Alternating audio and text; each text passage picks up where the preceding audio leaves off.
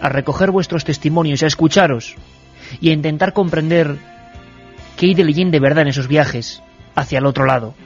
Carlos Barroso nos lee lo que eran las primeras páginas, la primera página, la que tanto impacto causó, de aquel Vida después de la vida del doctor Raymond Moody. En la SER.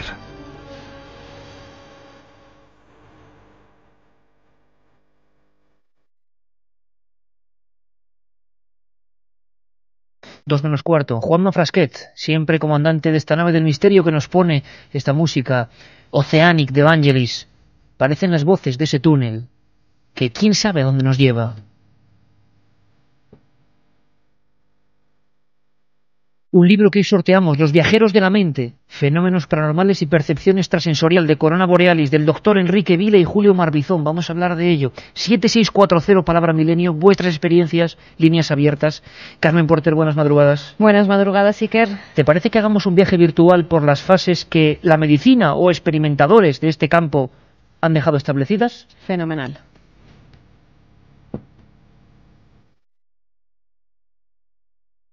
Vamos a ir con esas fases. No todo el mundo que ha tenido una experiencia cercana a la muerte tiene que pasar por todas ellas. Algunas veces solo llega hasta la mitad de ellas o solo vive algunas.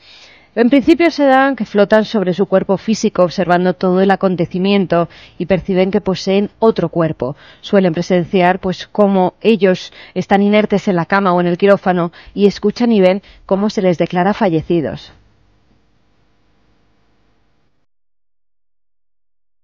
La segunda fase es cuando se van elevando y atraviesan por un oscuro túnel. A veces es un movimiento por una escalera o un vacío, también oscuro, el cual se atraviesa con relativa rapidez y muchas veces con la sensación de estar flotando. La tercera fase sería cuando ven aparecer una figura hacia el final de ese túnel. Es hermosa, blanca o transparente. Algunas veces hay paisajes, voces o música.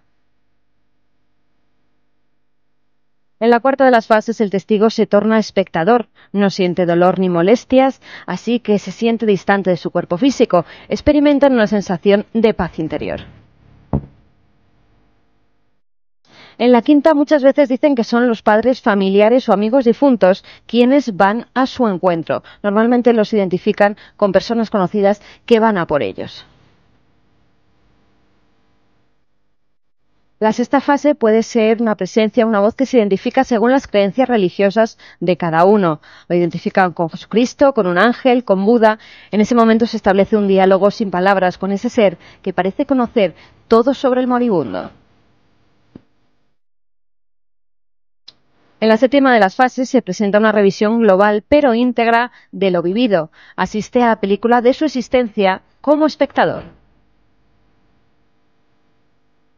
Finalmente el sujeto se ve delante de un obstáculo, un muro, una pared o una puerta y toma conciencia brusca de que su hora todavía no ha llegado. Aunque suelen encontrarse con una paz y tranquilidad indescriptibles, comienzan a sentir que deben volver. Así también se lo indican sus acompañantes, recordándoles que todavía tienen asuntos pendientes por resolver en la vida y que deben regresar para cumplir con su tarea.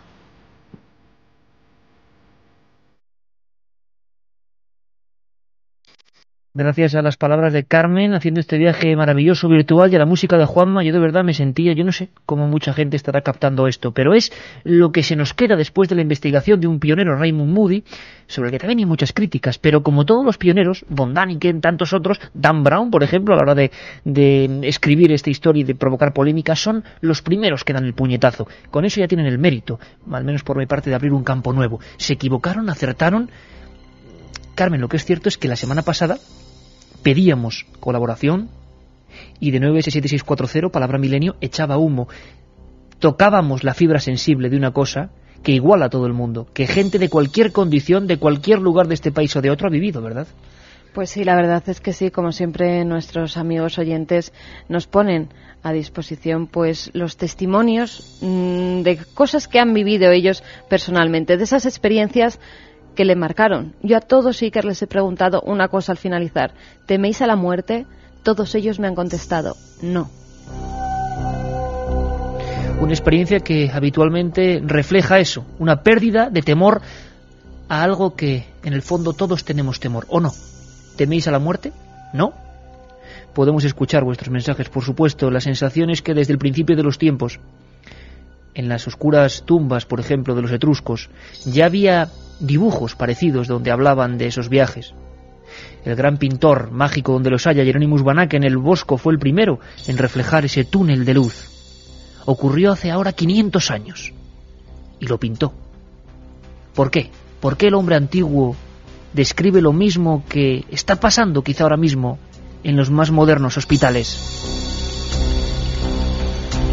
¿Qué clase de arquetipo es ese? ¿Por qué un túnel y otra cosa? ¿Por qué la visión de nuestra propia vida reflejándose como una película que se rebobina? ¿Por qué un ser querido? ¿Por qué unas voces o incluso una música? ¿Por qué ese no es tu momento? ¿Por qué momentos de coma crítico e incluso de muerte clínica? ¿Por qué? Son suficientes enigmas para penetrar en un viaje donde, como siempre, vosotros tenéis la última conclusión. Pero sería interesante escuchar a Raymond Moody en una de las entrevistas que pudo conceder hace bastantes años, traducida por ese gran locutor José María del Río.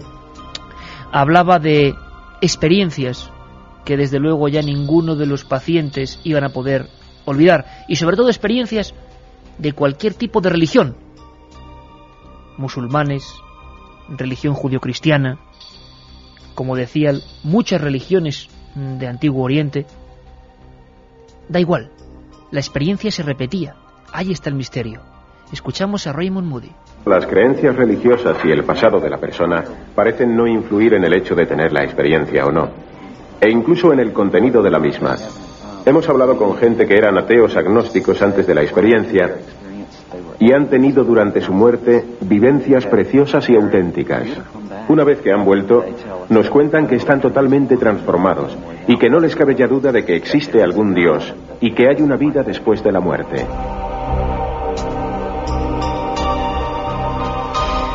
Ya está echando de nuevo humo el 7640. Mucha gente incluso pregunta que Raymond Moody llegó a renegar de sus experiencias o de parte de ellas. Comentaremos toda esa polémica porque el impacto fue tan fuerte que yo creo que el propio Raymond Moody, aquí no ponemos ni favorecemos nada ni nadie, simplemente hablamos del fenómeno social, fue, yo creo, absorbido por él y mucha más gente. Y los más de 300 libros que con otros nombres como Vida después de la muerte, Más allá de la muerte, En el umbral de la vida, 300 libros copiando de alguna manera, otros no, otros abriendo nuevas perspectivas. Y algunos como el doctor Persinger, del que hablaremos, que está hoy a nivel universitario experimentando con esto. Los rusos en la época de la Guerra Fría tuvieron investigaciones realmente prodigiosas sobre estados de coma. ¿Qué pasa en el coma? ¿Qué sueños ocurren ahí? ¿O son realidades? No son sueños. Raymond Moody hablaba, y quizá es el impacto fuerte, la primera vez que un médico habla de experiencias clínicas. Quizá eso es lo que más llamó la atención. Nos cuentan que en este punto, cuando el médico declara que están muertos, quieren realmente oír al médico decir ha muerto o lo hemos perdido o algo similar. Cuentan que desde su perspectiva realmente se sienten aún muy vivos. En efecto, tienen un mayor grado de consciencia y nos cuentan que tienen la sensación de abandonar sus cuerpos físicos y flotar en la posición horizontal típica sobre la cama, ya fuera en el quirófano o en la UBI, y entonces miran hacia abajo y pueden ver sus propios cuerpos físicos tumbados en la cama justo debajo de ellos. Milenio 3. En la SER. Cuando la realidad supera la ficción. ¿Qué pasó la noche del 12 de noviembre de 1976? La noche del miedo. Unos hechos ocultos por las autoridades militares durante más de 25 años. Descúbrelos en la nueva obra de Iker Jiménez. ¿Has pasado auténtico miedo alguna vez? La otra realidad. Milenio 3. En la SER.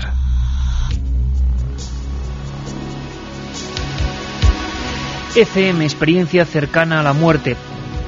Hemos querido hablar con uno de los editores de ese libro, de la editorial EDAF, que hizo que llegase a España el gran bestseller Vida después de la vida. Millones y millones de ejemplares vendidos en todo el mundo, y más de 25 años después de su publicación en España, sigue siendo uno de los más vendidos en cuanto a temas.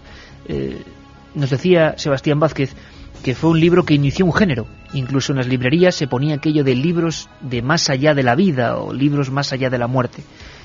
Ese es el mérito. Pero también seguramente hubo errores. Quisimos hablar para que comprendáis un poco el impacto social, no solo del libro, sino de lo que decían esas experiencias, que eran una detrás de otra testimonios, como hoy vamos a hacer, hemos querido tener aquí el testimonio de una de las personas que pudieron editarlo, Sebastián Vázquez. De verdad se puede decir que existe un antes y un después de la aparición de vida después de la vida, porque hoy en día cualquier persona, cuando oye hablar de aquellos planteamientos en su día novedosos de la investigación del doctor Moody, ten en cuenta que ahora mismo pues la luz, el túnel, la posibilidad de ese encuentro con otras personas fallecidas, esos miles y miles de relatos que hablan prácticamente de lo mismo, hoy está, digamos, en boca de todo el mundo lo conoce, pero imagina la revolución que fue eso. Estamos hablando del año 77 y la investigación hospitalaria que inició Moody, pero como bien sabemos luego continuó con otros investigadores a lo largo del tiempo, como decimos, ha cambiado el modo de concebir la muerte y el modo de concebir tantas cosas, e incluso en el aspecto, aunque solo sea terapéutico, psicológico, ese aspecto que destacaba Moody de todas esas personas que han tenido la experiencia, bien sea real o bien sea, como otros opinan, que es solamente fruto de la imaginación o de ese momento, lo que es cierto es que esas personas pierden el miedo a la muerte completamente. Y esas personas, en el 2005, como ha ocurrido en otros muchos programas de Milenio, han querido colaborar con nosotros. Pedíamos su ayuda y hemos recibido cientos de mensajes de personas que en un momento u otro han tenido experiencias próximas a la muerte que les han cambiado. Tenemos muchas, pero vamos a escuchar, para acabar esta primera media hora, simplemente una. Es Ana de Cantabria, nos habla de esa luz grande, de entrar en coma a causa de un accidente y de ese misterioso instante de placidez. La escuchamos. Yo me caí por unas escaleras, unas 14 escaleras o así, y yo estuve en coma unos 8 o 9 horas. Durante ese periodo yo no soy consciente de nada, claro, y entonces yo sentí, fue un instante antes de despertarme, y yo sentí como una luz grande, yo no soy consciente de un túnel como dice mucha gente, una luz grande que yo tampoco sé quién estaba en esa luz en ese momento. Entonces yo me sentí con las manos abiertas, yo me veía las manos abiertas y decía, pero ¿cómo me voy a morir yo ahora si las tengo vacías? No he hecho nada, como una sensación como de decir, no me puedo morir. Y en ese instante, yo no sé quién estaba delante de mí, algo como avergonzada. Digo, yo no me puedo morir ahora.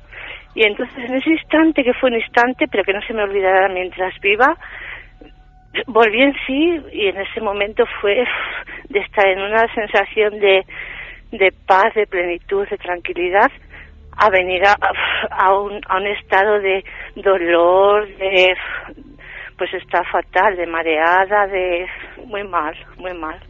Es que yo no sabía que iba a sentir ese dolor al volver. Yo fue un instante pero yo no sabía delante de quién estaba, solo sé que había una claridad tremenda. Y yo no sabía que iba a volver en ese instante tampoco a sentir ese dolor tan tremendo de los golpes y de todo, de haberme caído. Pero no soy consciente de más, fue un instante solamente. Y más testimonios que nos siguen llegando al 7640, palabra clave Milenio. Ya sabéis que sorteamos 3 ejemplares de Los viajeros de la mente, fenómenos paranormales y percepción extrasensorial, del doctor Enrique Vila y de Julio Marbizón. Al doctor Enrique Vila además luego le tendremos. Está editado por Corona Borealis.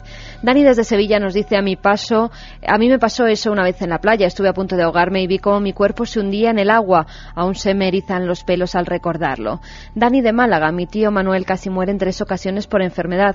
En una de ellas vio paredes y techo y unas criaturas deformes, como sombras andantes. Criaturas deformes. Vamos a hablar en la segunda hora, Carmen, de las experiencias cuando son negativas. No todo es tan plácido. El propio doctor Enrique Vila nos va a hablar de experiencias negativas, porque es uno de los campos que él ha estudiado y que refleja en ese libro que sorteamos. Rafa desde Sevilla nos dice, hace años tuve un accidente que perdí la conciencia. No tuve un paro cardíaco, pero os aseguro que me vi desde fuera. Un abrazo. Soy Rafa de Madrid. Mi tío estuvo en coma y contaba lo de la luz del túnel, y cuando despertó sabía que mi abuela había fallecido en la misma época. Vamos a seguir escuchando un montón de testimonios para que veáis que esto es absolutamente democrático en el nivel de que a todos nos ha podido ocurrir. Pero ¿tiene explicación esto? Hay que hablar con médicos, con forenses, con especialistas del cerebro humano. ¿Hay alguna cuestión endorfínica, como dicen? ¿Puede ser un propio sueño? ¿Por qué ese sueño es el mismo en cualquier religión, creencia y se representa igual como una especie de teatro? No os lo perdáis, 1 hora de experiencias cercanas a la muerte. La investigación continúa, Milenio 3.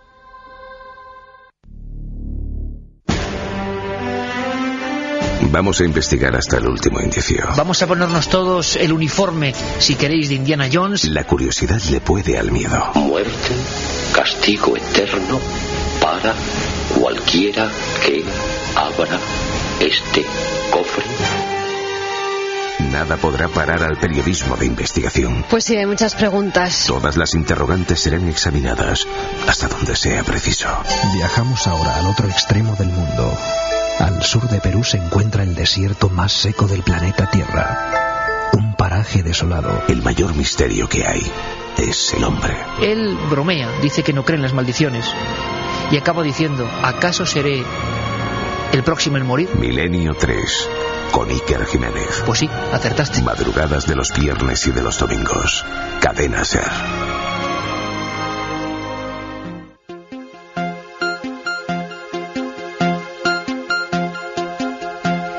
2 y 6 minutos, 11,7 grados, siempre en directo, Milenio 3, con Juanma Frasquet, nuestro comandante en la nave del misterio, hoy haciéndonos planear en esos túneles que ya fueron representados hasta en las tumbas del antiguo Egipto, de alguna manera, ese umbral entre la vida y la muerte. Pero antes de meternos en faena y conocer historias que creo que van a ser apasionantes y de las que vamos a aprender todos, tenemos agenda, Carmen, importante porque cada vez, claro, se acerca el verano, un montón de acontecimientos, y muy rápidamente vamos a dar paso a agenda. Primero que el 3 de junio estamos en Miranda de Ebro, ¿no? Eso es. Provincia de Burgos, ahí muy cerquita de Vitoria, también de La Rioja, y muchísima gente se está movilizando. Queremos liar una buena, ¿no, Carmen?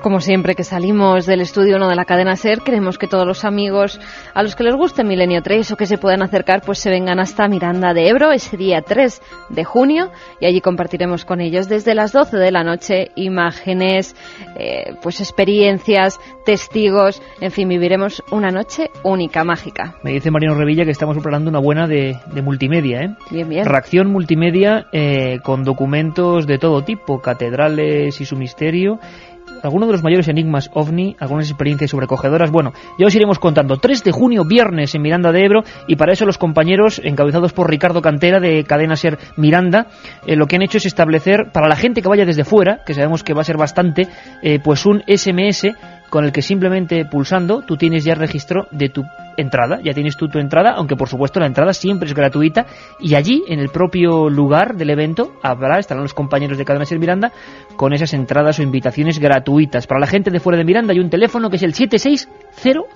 Sí, un teléfono, una vía de contacto que es el SMS al 7600, palabra clave Milenio 3. Milenio 3, no como con el otro, número, ¿eh? dan su nombre y su apellido y directamente recibirán un mensaje en el que tienen ya reservadas 2 entradas por cada SMS que manden. El precio del SMS es 0,30 céntimos de euro. Miranda 3 de junio, Milenio 3, con número 7600.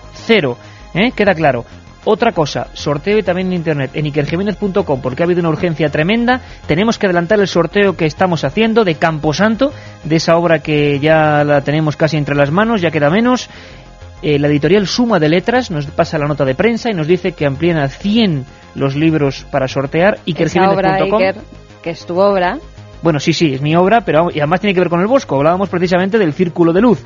El lunes será el sorteo, en ikerjimenez.com. Tenemos ya solo hasta el lunes, se adelanta todo porque la obra se adelanta una semana. 100 libros, ni más ni menos. Y Feria del Libro, que es lo que nos queda de la agenda, Carmen. A partir de ahora hay tantas cosas que va a haber que hacer agenda para que los amigos que lo están pidiendo cojan lápiz y papel. Sábado 28 por la tarde, 28 de mayo, sábado por la tarde, domingo 5 por la mañana, sábado 11 por la tarde. O sea que el sábado 28, primer día en la Feria del Libro. ¿Estamos todos? ¿Ha visto modo nota? ¿Nos sumergimos en el mundo de las experiencias cercanas a la muerte? ¡Vamos allá! Milenio 3, con Iker Jiménez, en la cadena SER.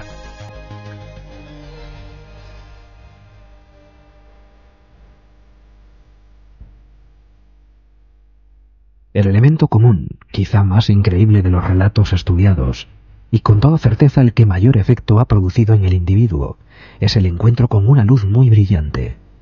Lo típico es que en su primera aparición ésta sea débil, pero rápidamente se hace más brillante, hasta que alcanza un resplandor sobrenatural.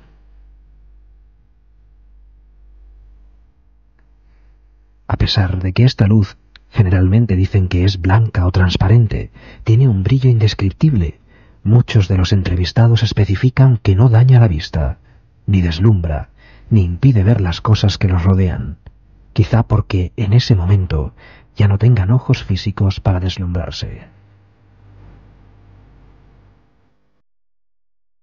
No obstante la inusual manifestación de luz, nadie ha expresado duda con respecto a que era un ser luminoso. Todos afirman que es un ser personal que tiene una personalidad bien definida.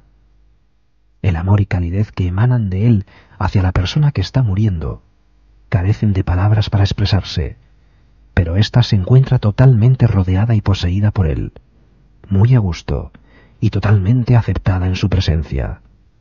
Siente una irresistible atracción magnética ante ese ser, una atracción inevitable.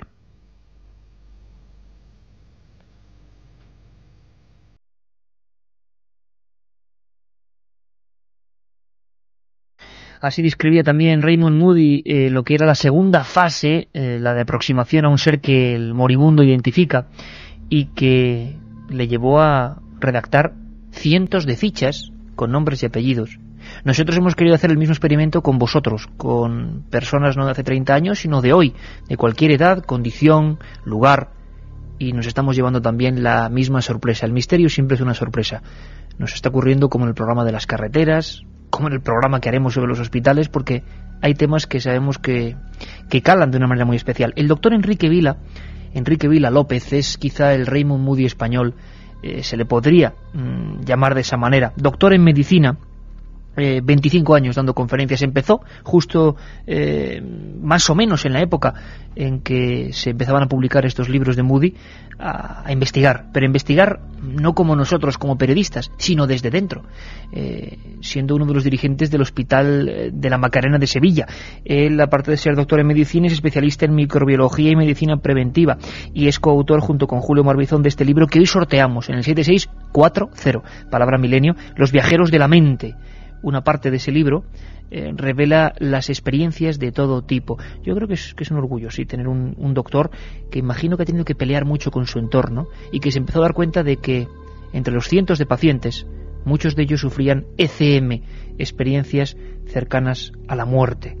Sería, y va a ser muy interesante, ver un poco el bagaje de lo que es una investigación científica y médica desde dentro. Doctor don Enrique Vila, buenas noches. Buenas noches, don Iker, ¿qué tal? ¿Cómo estáis? Pues encantado de hablar contigo, por supuesto, Enrique, porque es un placer. Sabemos de tu larguísima trayectoria, de tu búsqueda, de lo valiente que has sido muchas veces en lo que es el ámbito científico y médico, de decir claramente que bueno, que hay otros temas.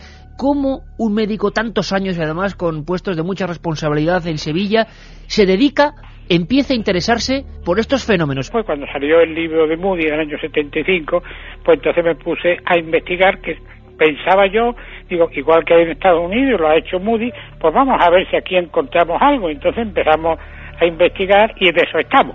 Oye, ¿tú te acuerdas, Enrique, del primer caso al que llegas a analizar, del que tienes conocimiento, el primer caso de experiencia cercana a la muerte a nivel médico que te encuentras? Me acuerdo de uno que es un niño de la provincia de Córdoba que tiene una meningitis, que lo llevan del pueblo donde vive. El niño tiene la experiencia con 8 años aproximadamente. Yo lo investigo, me llega el caso cuando tiene 13 o 14 años y me cuenta, es una experiencia típica de experiencia cercana a la muerte, con la luz, salir del cuerpo, él se ve que lo lleva en la ambulancia, lo normal. Pero hay un detalle que a mí me fascina y es muy bonito y está recogido después en la bibliografía. Este es un niño joven, tiene 8 años, 9, cuando tiene la experiencia. Le vive el padre, la madre, los abuelos, le vive todo el mundo. Y entonces él me cuenta que lo que se encuentra, el encuentro que hay con entidades, él me dice, mire usted, en mi casa cuando yo nací había un perro muy bien, pero que estaba muy unido a mí.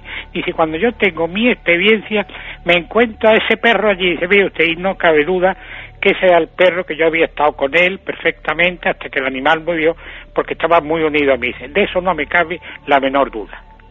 Qué curioso, ¿eh? O sea, una experiencia completamente atípica, porque como tú bien dices, Enrique, lo normal es otra cosa que ya hemos casi absorbido, ¿no?, en lo que es el hombre del siglo XX, que es en la luz, los seres, siempre experiencias... Normalmente fallecidos. Normalmente fallecidos. Pero yo tengo casos que han visto seres que están vivos, y en la luz hay otra cosa, tú sabes que la luz dicen que es blanca, muy bonita y que no molesta a la vista.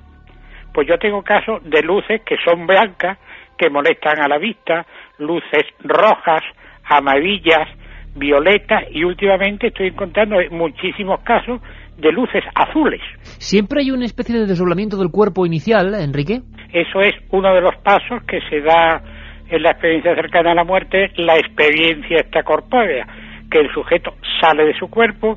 Normalmente se ve en una posición elevada, o en la habitación del hospital, de su casa, del quirófano, o en la calle si ha sido un accidente, y desde arriba él está viendo todo lo que sucede.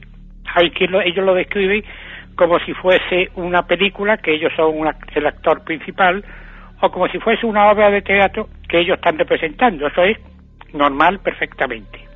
La ciencia oficial muchas veces, Enrique, ha intentado explicar estos fenómenos, yo no sé si como sueños, como desconexiones cerebrales. Sí. ¿Hasta qué punto se ha llegado en este aspecto? Pues mira, se ha explicado del lóbulo temporal, que si han sido las endorfinas, que si ha sido falta de oxígeno. Falta de oxígeno no, porque cuando hay falta de oxígeno y el sujeto se recupera, tiene como se hubiese despertado de una intoxicación alcohólica aguda, que si ha sido por privación, por muchas cosas. Pero mira, lo que le da, para mí, modestamente, lo que le da veracidad a estas experiencias es esto precisamente, que el sujeto después cuenta lo que ha visto, cuenta lo que han hecho, las maniobras de resucitación, de reanimación, que el médico estaba diciendo que se nos va, que no se nos va, que hay que intubarlo, que hay que ponerle más anestesia, que hay que ponerle adrenalina, lo que sea, y eso después, cuando el sujeto se recupera, eso se ve que concuerda. Mira, yo tengo un caso, si quieres que te lo cuente. Por supuesto, Enrique. Que es muy, muy llamativo.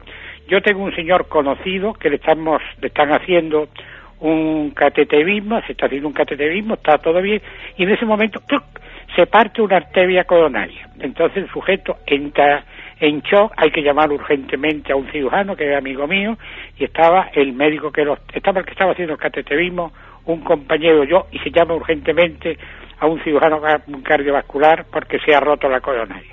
Entonces, mientras pasa esto, el sujeto sale de su cuerpo y está por allí, está viendo todo lo que hace, y está por el pasillo del hospital, ve a la familia que está allí, que estaban esperando, que habían ido a acompañarlo, ve a los hijos, ve al médico que le dice la complicación que hay, ve la llegada del cirujano cardiovascular que está hablando con nosotros, que le dice, le estamos explicando lo que ha pasado, darle una información, ve todo eso, ve su intervención, que el cirujano lo interviene, y todo ese tiempo él fuera de su cuerpo. Y cuando termina la intervención, el cirujano cardiovascular, que terminó tarde, yo estaba allí acompañándolo, era una operación muy complicada, y él no sabía cómo iba a evolucionar. Hizo todo lo que pudo, pero a mí me lo decía, dice, Enrique, yo esto lo veo muy mal, esto tal, ha hecho un bypass, pero no sabía la evolución de eso los primeros días. Entonces dice, voy a hablar con la familia, que yo la conocía, hablamos con la familia, y el cirujano le dice a la mujer, dice, mire usted, yo he hecho todo lo que he podido, pero yo no sé exactamente lo que va a pasar aquí, se lo dijo francamente. Y tú sabes, y precisamente ahora estamos en las cosas del Rocío, la devoción que hay aquí a la Virgen del Rocío. Uh-huh. Y entonces el cirujano le dice a la mujer, mire usted, señora, si este hombre se salva, vaya usted a la Virgen del Rocío y con las manos hace una especie y póngale usted una vela así de gorda. Aquello pasó, el chico no, es un señor ya de 60 años, el hombre va a la UCI de coronaria, lo tienen allí, se va, y a los 2 días ya está recuperado, ha recuperado todo, y va a verlo el cirujano, el que lo ha operado, y él lo llama y le dice al cirujano, ¿usted por qué le dijo a mi mujer el otro día que le pusiera a la Virgen del Rocío una vela así de gorda? Este que no sabe nada de esto me llamó urgentemente, mira, digo, es verdad, estábamos allí, lo dijiste, digo, pues ya te lo explicas el otro día, pero para que veas tú que es así, ha tenido un par de casos más y me ha llamado. Qué interesante, Enrique. O sea que muchas veces los propios colegas se pasan la información e imagino que sobre todo en el ámbito de Sevilla, al final todos estos casos acababan ante tu visión, ¿no? Sí, pero también tengo la contraria. Hace año y medio, estaba en la cafetería del hospital y estaba con unos amigos y había unos cirujanos que conozco al lado mío y oí la conversación accidentalmente y le decía un cirujano a otro, oye, mira, pues no he operado uno de estómago, este era de estómago, he operado uno de estómago, he ido a verlo los 2 días y me ha dicho el hombre que estaba en la lámpara del quirófano y vio todo lo que le hacía y dice, yo no entiendo esto. Como estos son personas que no creen en esto, no me quise intervenir y explicar, digo, bueno, ya os llegará el momento que tengáis más casos y entonces veréis que esto es una realidad. Por cierto, que muchísimos amigos nos están preguntando, y habitualmente además tienen un interés muy especial, porque todos hemos visto el arquetipo de la experiencia gratificante. Incluso nos preguntan que hay personas que sienten tal paz, sienten tal confort, si se puede decir esa palabra, en esos momentos, a pesar del drama que está viviendo su cuerpo, que luego tienen reparos a volver o se sienten mal cuando vuelven. Sí, yo tengo algunos casos que cuando se han reanimado y el sujeto ha vuelto perfectamente, entonces le reprocha al médico, fíjate qué cosa, ¿usted por qué me ha traído? Yo tengo unos cuantos casos, dicen que él estaba en un sitio bonito, maravilloso, que estaba perfecto, allí había paz, tranquilidad, gozo, y me trae usted aquí que está en la lucha continua. Experiencias que yo no sé si por leyendo tus apuntes, tus libros, si por la propia condición del sujeto, creo que en alguna ocasión habéis hablado de suicidas, intentos de acabar con la vida con barbitúricos, las experiencias del túnel se transforman en algo absolutamente angustioso, ¿no? Sí, es que hay tal experiencia cercana a la muerte positiva, que normalmente son casi todas, pero hay de un 6 a un 7% que son negativas, entonces ya no hay esta paz, esta tranquilidad, este gozo, se ve la luz, se ve la entidad, sino que allí ya es distinto, no hay luz, hay oscuridad, en el túnel muchas veces en vez de ascender se desciende, entonces oyen gritos, alaridos, llanto, el suelo ya no es placentero, el suelo no es como una nube, un prado, sino que es oscuro, negro, y los sujetos lo pasan bastante mal, cuando vuelven le queda un tanto por ciento de una afectación psíquica que en muchos casos hay que tratar. ¿Por qué unas personas tienen la experiencia positiva y otra negativa? No lo sabemos, porque una persona que tenga una vida recta, perfecta, puede tener una negativa, y una persona que sea un depravado, que sea una calamidad, la puede tener positiva. No hay una relación entre vida y experiencia, tipo de vida. ¿El por qué? Pues no lo sabemos. O sea que incluso, Enrique, muchas veces los que han sufrido esta experiencia, ya pasando por el mal trago de un estado de casi proximidad a la muerte, cuando han vivido esa ECM negativa, vamos a llamarlo así, han sufrido secuelas porque recordaban perfectamente como si fuera una pesadilla lo que habían vivido. Sí, no como una pesadilla, como una realidad, porque cuando ellos vienen se acuerdan perfectamente, no es una pesadilla, es una experiencia real, intensa, vivida, fuerte, y que no ha sido un sueño, ha sido una cosa que ellos saben que ha sido una realidad, no le cabe duda a ellos de eso. Ven unas personas a veces que dicen, mire usted, son personas, pero yo no las veo por aquí, no son personas que yo veo por la calle, son unas personas especiales. Y otros ven una descripción que se debe de corresponder, vamos a ponerlo entre comillas, con el bajo astral, porque ven a lo mejor una persona que tiene la cara o la cabeza suya y tiene cuerpo de salamandra, tiene cuerpo de serpiente, tiene en algunos casos cuerpo de cochino, son unas cosas así perfectamente que le causa pavor, miedo y susto. O sea, criaturas típicas, por ejemplo, de los cuadros del Bosco, ¿no? Exactamente, más o menos, o que se representa con el bajo astral, correcto. Qué curioso, Enrique, de verdad que es un placer hablar contigo. Los viajeros de la mente, fenómenos paranormales y percepción extrasensorial. De lo que sí me gustaría es que me adelantases, lo que se pueda por supuesto, un trabajo que muchísimos investigadores que hemos seguido tu carrera esperábamos como agua de mayo, que es la recopilación de esos casos de ECM. Desde tu punto de vista médico, estás en ello, ¿no? Me queda, calculo, un mes más o menos para terminarlo. Quiero hacer un libro que son las experiencias cercanas a la muerte en España. Es, como te digo, una recopilación de unos 80 casos. Hay casos interesantísimos. ¿Con cuál te quedarías? ¿Nos contarías uno al menos para dejarnos con la miel en los labios, Enrique? Bueno, la miel no, te dejaría con la incógnita. Mira, tengo un caso, es una señora que vive con su marido, y el marido es un alcohólico agudo, intenso. Llega un día a la casa, se acuesta, se despierta el hombre de noche, coge la escopeta y le pega 2 tiros a la mujer en la cara. Afortunadamente la señora no pierde la visión, tuvo esa suerte, pero yo he visto a la señora, la he entrevistado y he visto las fotos antes de la agresión, vamos a decir, y después la cara es completamente distinta. Hubo que rehacer el maxilar inferior, los superiores, los pómulos, una cara completamente distinta. La mujer estuvo casi más de un año en tratamiento, la UCI, rehabilitación, todo. Y entonces ella me dice a mí, mire usted, yo, claro, le pega el tiro, la mujer cae al suelo y tiene su experiencia, pierde el conocimiento totalmente. Y ella me dice, yo cuando estoy allí veo que se acerca mi marido, que se aparece entre los amigos conocidos en esa fase, viene y me viene y me dice adiós, perdona, y se va. A los 15 o 20 días está en la UCI y dice, yo sabía que mi marido había muerto. No sabía cómo, pero mi marido había fallecido, mi marido había muerto, a ella le habían dicho que no, que lo habían detenido, que Y lo que pasa es que el hombre, después de haberle pegado los 2 tiros, en un momento de lucidez coge la escopeta y se suicida. Y entonces ve ella esa escena. Enrique Vila, coautor de Los viajeros de la mente, fenómenos paranormales y percepción extrasensorial de Corona Borealis, junto a Julio Marbizón, y preparando este estudio del que por supuesto daremos buena cuenta en Milenio 3. Un abrazo muy fuerte, don Enrique Vila. Un abrazo, Iker. Milenio 3 en la SER.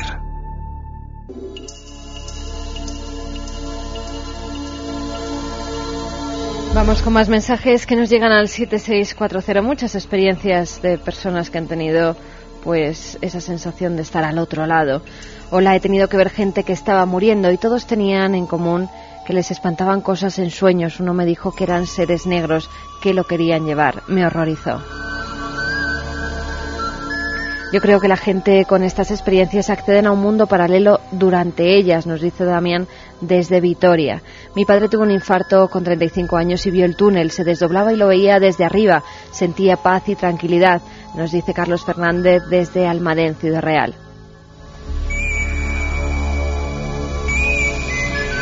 Richard desde Burgos, buenas noches. Yo estuve 15 minutos muertos, Iker, con el corazón parado, y no recuerdo haber visto ni túnel, ni luz, ni nada. Solo la nada, oscuridad. Javi desde Ciudad Real, me encanta el tema de hoy. Mi padre es médico y su teoría es que tras un shock, el propio cerebro crea ese estado. ¿Y por qué ese? La pregunta es, ¿por qué esa descripción? Nos lo pensamos bien con esta música tremenda. Lluvia metálica de Vangelis que nos pone Juanma Frasquet.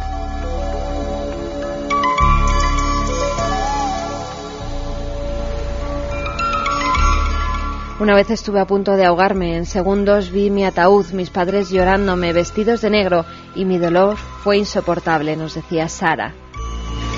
Unimos los testimonios que están llegando al 7640 con los que hemos podido ir grabando, gracias a todos vosotros, experiencias vivas, por fortuna muy vivas, y además la gente cambiando el chip respecto a la muerte. Alberto nos contaba su caso brevemente, una embolia pulmonar, una situación muy grave, y esa sensación que gracias a Moody todos conocemos, la película, el rebobinar de una película. Empecé a notar que me faltaba el oxígeno y me costaba trabajo respirar, y poco a poco me faltaba, y hasta que llegó un momento que me empezó a entrar un ligero sueño, me quedé inconscientemente, dormido, dulcemente dormido, y sí, recuerdo que vi un montón de imágenes, pero imágenes que se me venían a la mente de haberlas recordado, pero otras que no venían a cuento, o sea, como, no sé.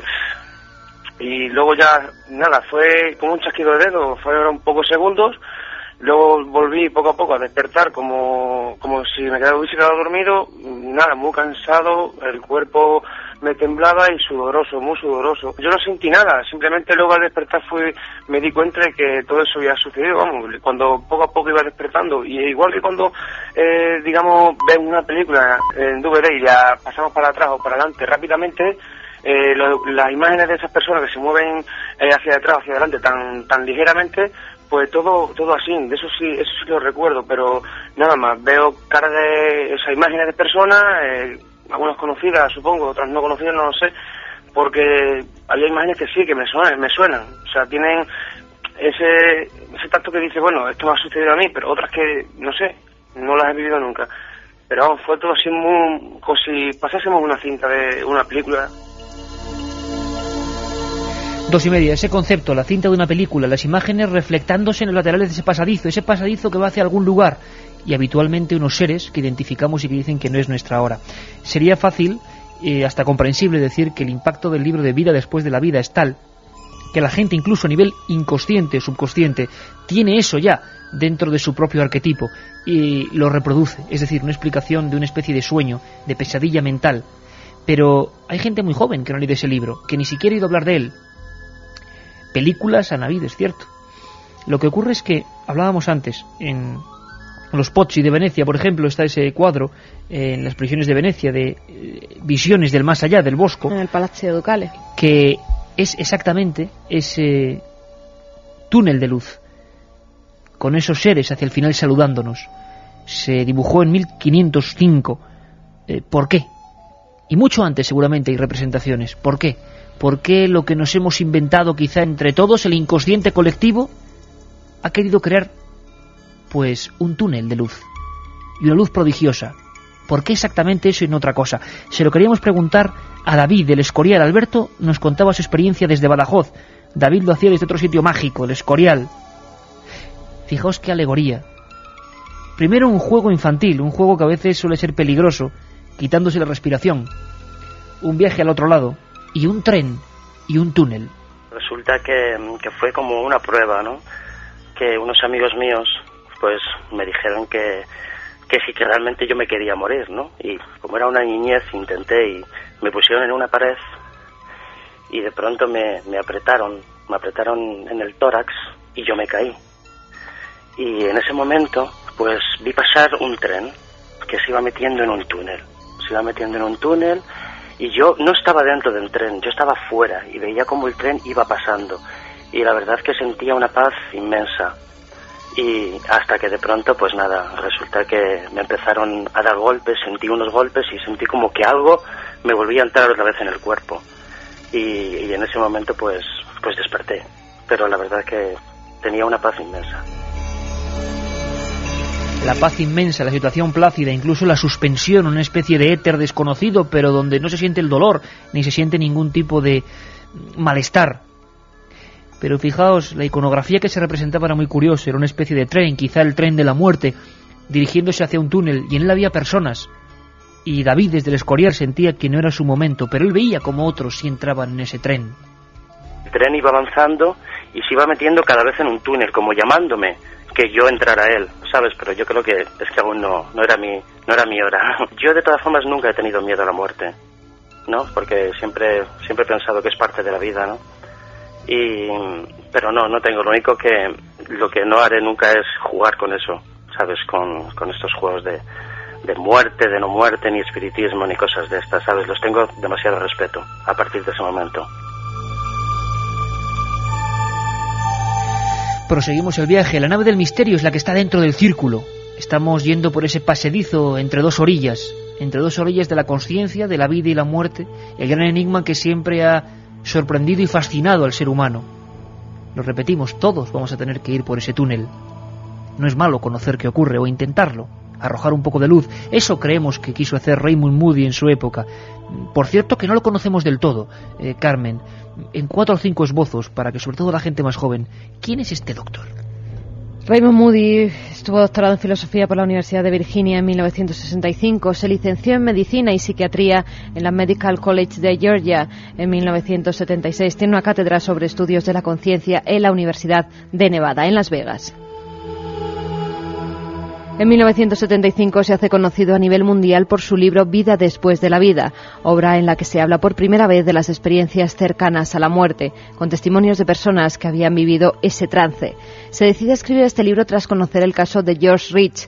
En diciembre de 1943, durante la Segunda Guerra Mundial, este chico, que tenía 20 años entonces, murió de una pulmonía. 9 minutos más tarde, incomprensiblemente, volvió a la vida y contó su asombrosa experiencia cercana a la muerte. Moody llegó a vender más de 10 millones de ejemplares de su obra. En 1982, una encuesta de la Gallup reveló que cerca de 8 millones de adultos norteamericanos proclamaban haber tenido una ECM. En 1988, Moody publica Más allá de la luz, al que sigue su obra Regresiones.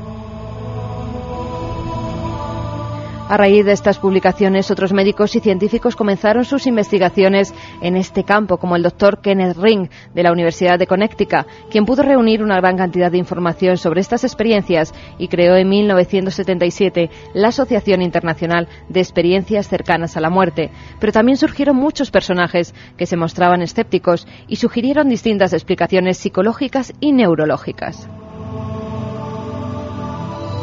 En un informe que realizó Moody en 1982, contabilizaban más de 3 millones de casos de personas que habían vivido esta experiencia en Estados Unidos. Moody acuñó varios términos como el de inefabilidad, que es la imposibilidad de explicar con palabras conocidas lo visto y sentido durante ese trance. En España también se han realizado experiencias y estudios de ECM. Por ejemplo, la Universidad Complutense de Madrid realizó un experimento en el que durante 3 años controlaron la forma de actuación de una ambulancia del 061. Se trataba de que en las urgencias con pacientes que estuvieran a punto de morir, unos días los enfermeros trataran de animar con sus palabras a los pacientes, aunque se encontraran inconscientes, y otros días no dijeran absolutamente nada. El resultado fue que los pacientes del grupo al que hablaban tenían un porcentaje mucho mayor de recuperaciones que los otros. En ocasiones, las personas ven a familiares perfectamente definidos. Experiencias cercanas a la muerte donde lo que vemos no son sombras, no son cosas vagas, sino que los testigos describen a individuos de su propio entorno, la mayoría ya fallecidos, como si alguien, siempre según estas experiencias y el testimonio subjetivo de las personas que lo viven, porque estamos hablando de testimonios simplemente, y con toda la importancia que también tiene eso, describen a personas que se fueron antes que ellos hacia otro lado.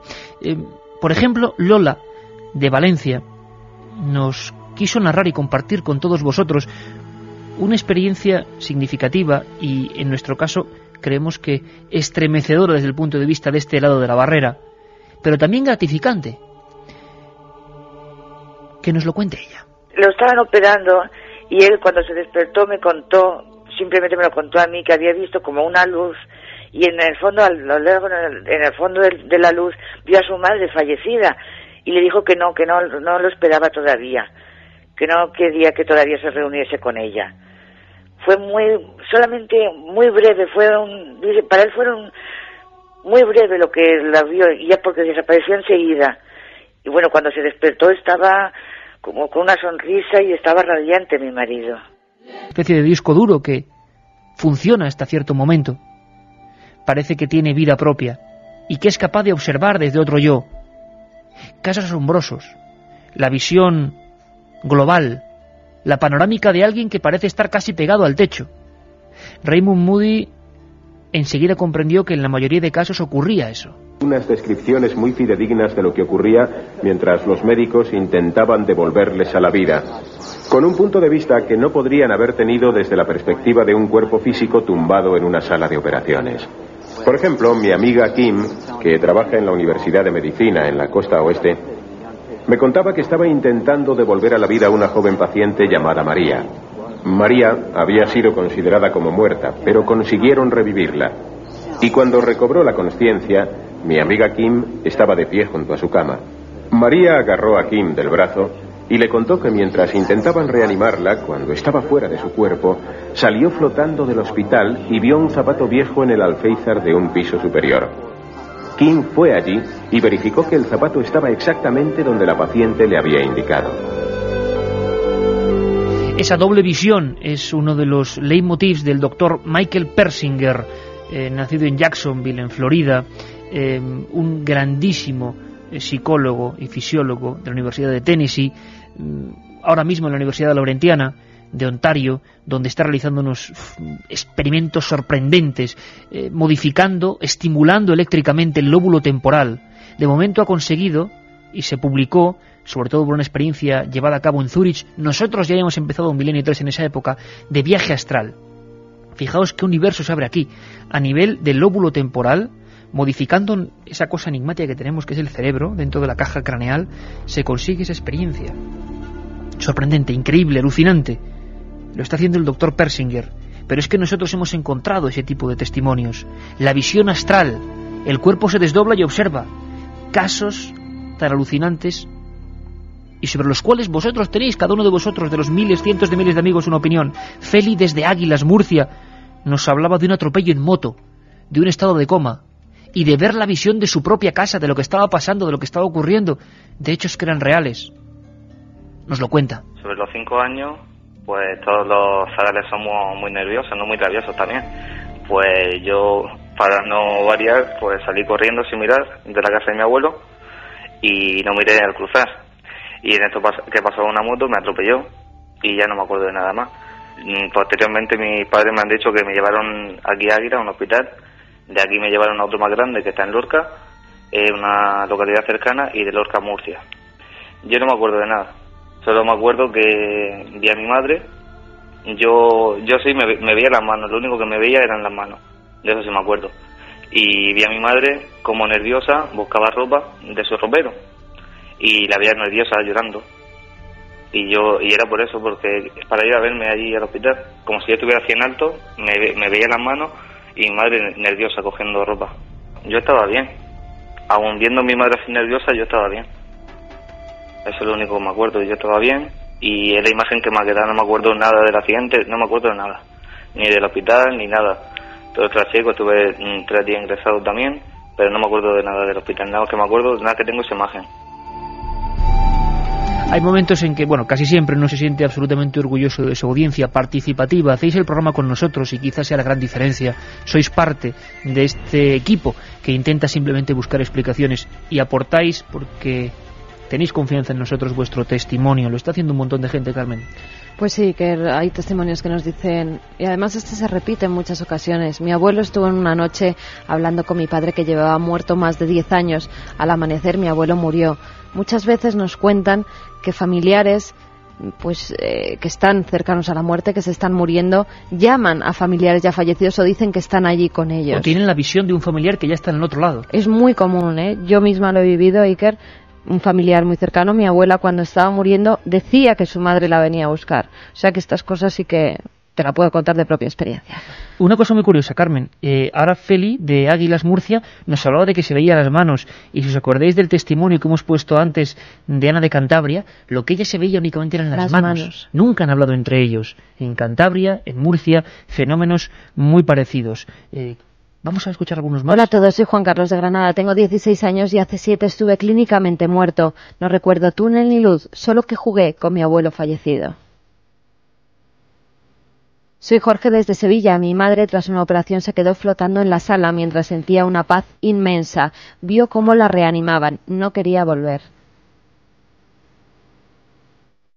Soy enfermera y una paciente me contó todo lo que hice mientras estaba inconsciente. Dijo que me veía desde arriba, nos decía Charo desde Coruña.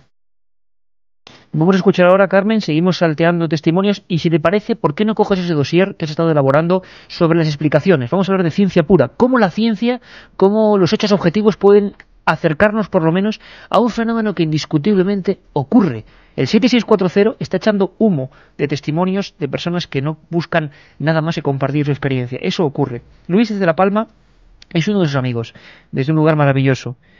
Un accidente de caza y una alucinación, entre comillas, auditiva, una voz tajante, una orden casi que le escucha en su cabeza. Un accidente, por cierto, gravísimo. Me abrí la cabeza en dos, parte de las piernas me las partí, tengo cicatrices por todo el cuerpo que así lo demuestra. Yo no sentía dolor ninguno, que es una cosa rara porque si tienes la cabeza abierta, tienes todas heridas por todos lados, no sientes dolor. Y yo pues me acuerdo que estando abajo veía bajar a mi padre, a mis tíos y yo lo que notaba era una sensación como de frío y tranquilidad, una cosa rara. Es que no sabría cómo explicártelo bien. Y al tiempo pues yo oía voces de como que no era mi momento, que sigue para adelante y tal. Llegó ya mi padre y ahora avisaron ya pues a lo que es la Guardia Civil, al Seprona y demás. Y ya se montó el resto del dispositivo que hacen aquí, que si helicóptero, que si ambulancia y demás.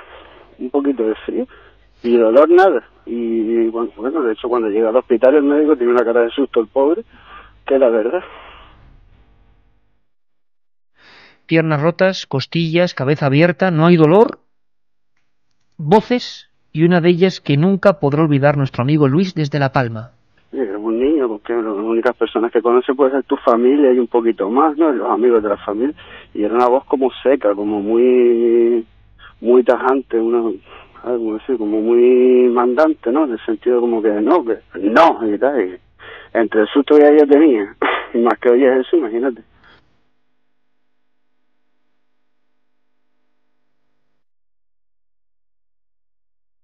Milenio 3 en la SER.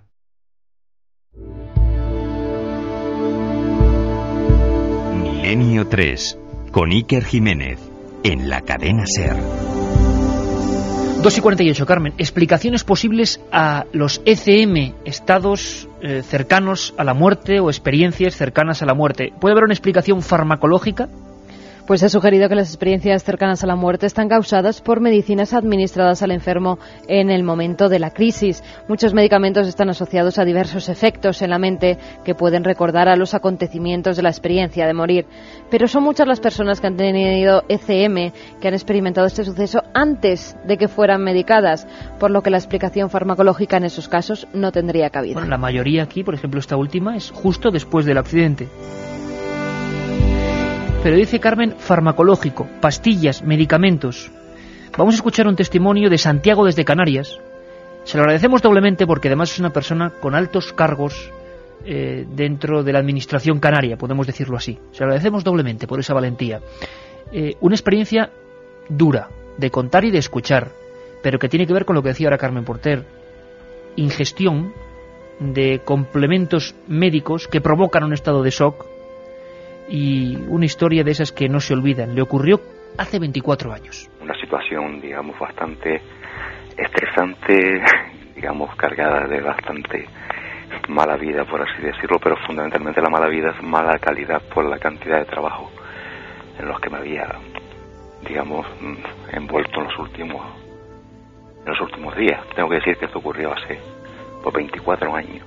Entonces me sentía muy mal, llevaba un tiempo bastante mal, tenía que terminar un trabajo muy agobiante y estaba pues digamos a base pues de café, bueno, muy mala vida y sobre todo aspirinas para quitar el dolor de cabeza, hasta que un día me siento bastante mal, no puedo más y bueno, decido ir al médico.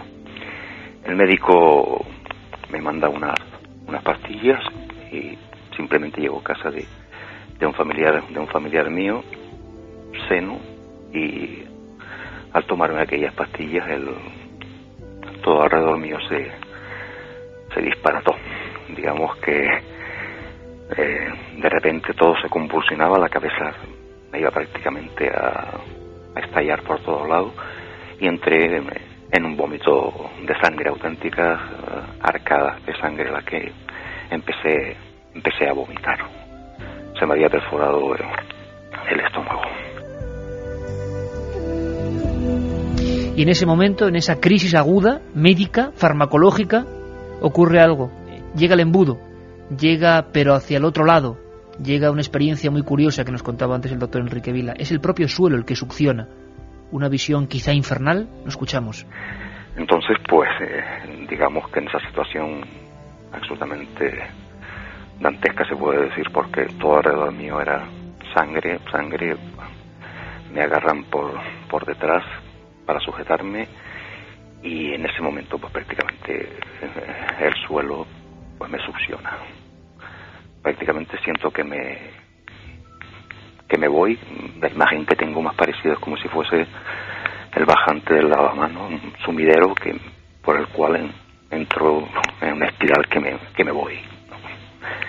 Y en esa situación pues digamos que a la cabeza para mi mundo materialista de aquel momento bueno, esto es la muerte, pero sigue esa espiral funcionando hasta que pasa del negro pues, a un blanco, y de repente, como si estallase, pues me quedo absolutamente en suspensión. Es un estado de suspensión absoluto, donde la idea más clara que recuerdo y que tengo fue una frase que me viene a la cabeza, un respirar, menos mal que volví a casa. Prácticamente como que esto era la pesadilla de aquello, ¿no?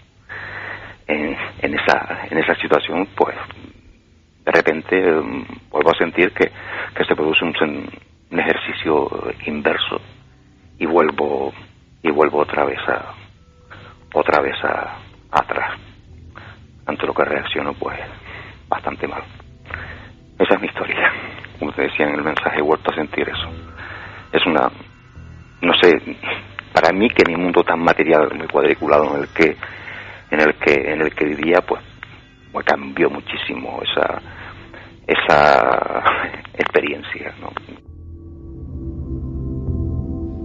Testimonios de primera persona, en una investigación en vivo, causas fisiológicas, según la ciencia, Carmen. La fisiología es la rama de la biología que trata de las funciones de las células, órganos y cuerpos de los seres vivos y de las interacciones entre esas funciones. Una explicación fisiológica que se ha dado es que, dado el abastecimiento de oxígeno al cerebro, se suspende durante la muerte clínica. El fenómeno percibido es un último estímulo del cerebro del moribundo. Según Moody, el error de esta hipótesis es que en muchos de los casos de ECM se produjeron antes de que hubiera cualquier tensión fisiológica.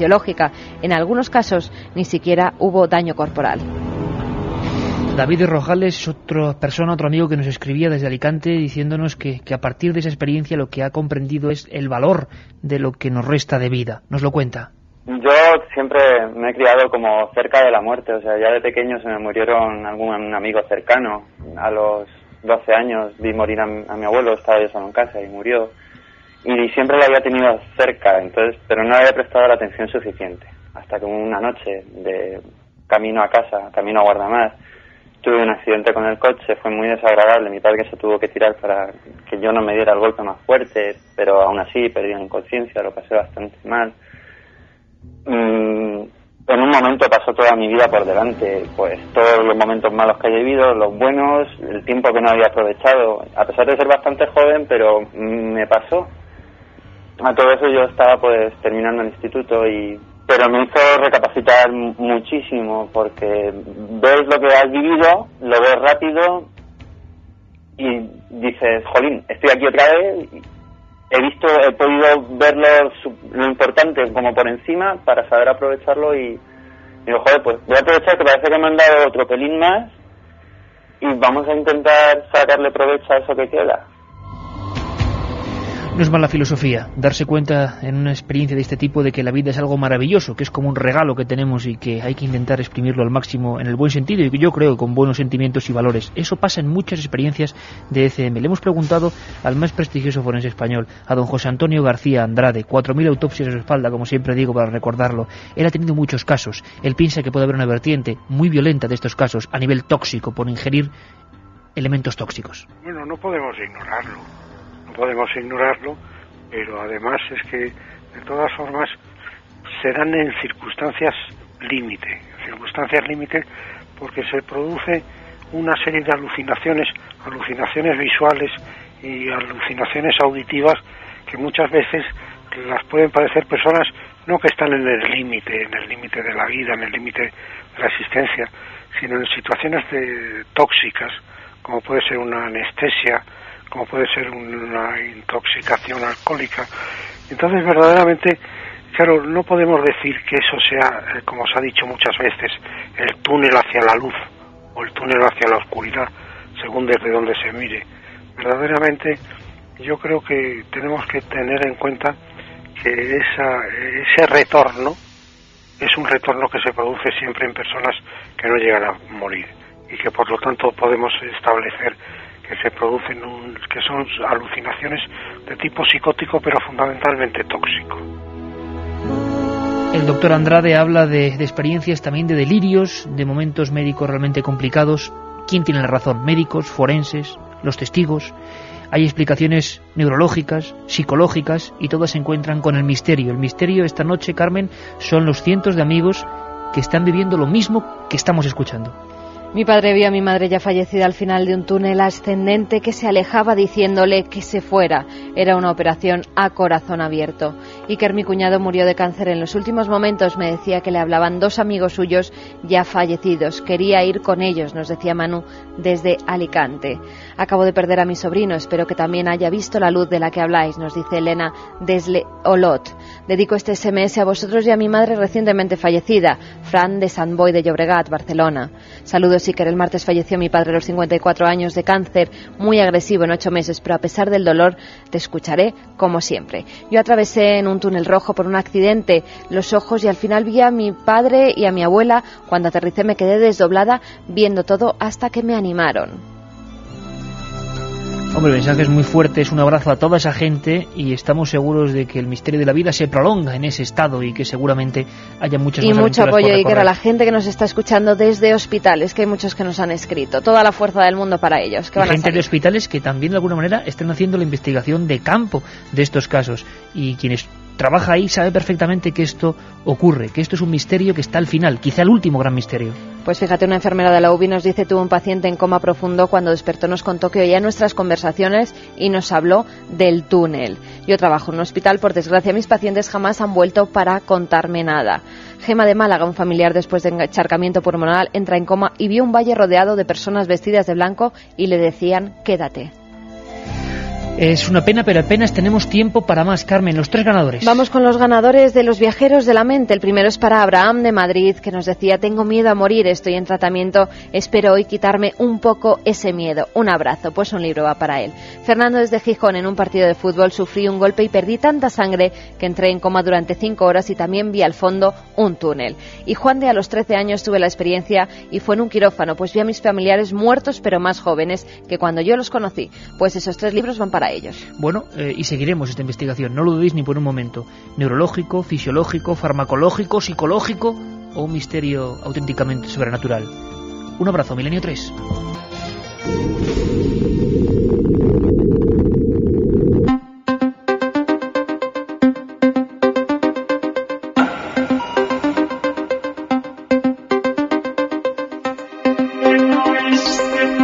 Buenas madrugadas. Aunque tú sabes, Carmen Porter, que hubo una vez un oyente de Milenio que me escribió echándome la bronca amablemente: buenas madrugadas no se puede decir. Buena madrugada debe ser buenas noches. Buenas madrugadas no se puede decir. Pero claro, esto ya es como un símbolo de familia, ¿no? Pues sí, buenas madrugadas, Iker.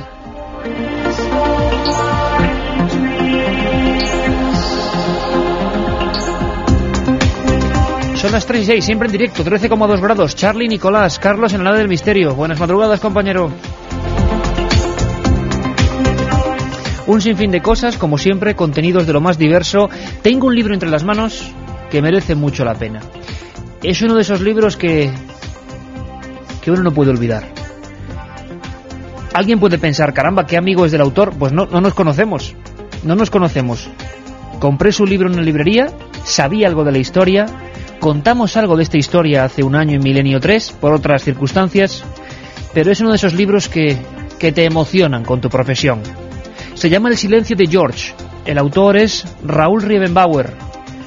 Es la historia del último agarrotado, el último ejecutado por garrote vil en España, y vamos a hablar con él. No solo eso, Carmen, sino que vamos a sortear su libro, que es una joya. Pues sí, que como siempre sorteamos cultura, en este caso El silencio de George, de Raúl Riebenbauer. Ya sabéis dónde tenéis que escribir para entrar en ese sorteo. 7640, palabra clave milenio, espacio y como siempre lo que queráis. 7640, palabra clave milenio, espacio y lo que queráis. 3 ejemplares del Silencio de George. Editados por la editorial RBA. Por cierto, Carmen, que hoy vienes con un montón de cosas. La gente se quedó muy impresionada con la leyenda urbana, o no tan urbana, a veces es rural, de la semana pasada, y en esta ocasión nos traes una que está muy cerca de nosotros, aquí en Madrid.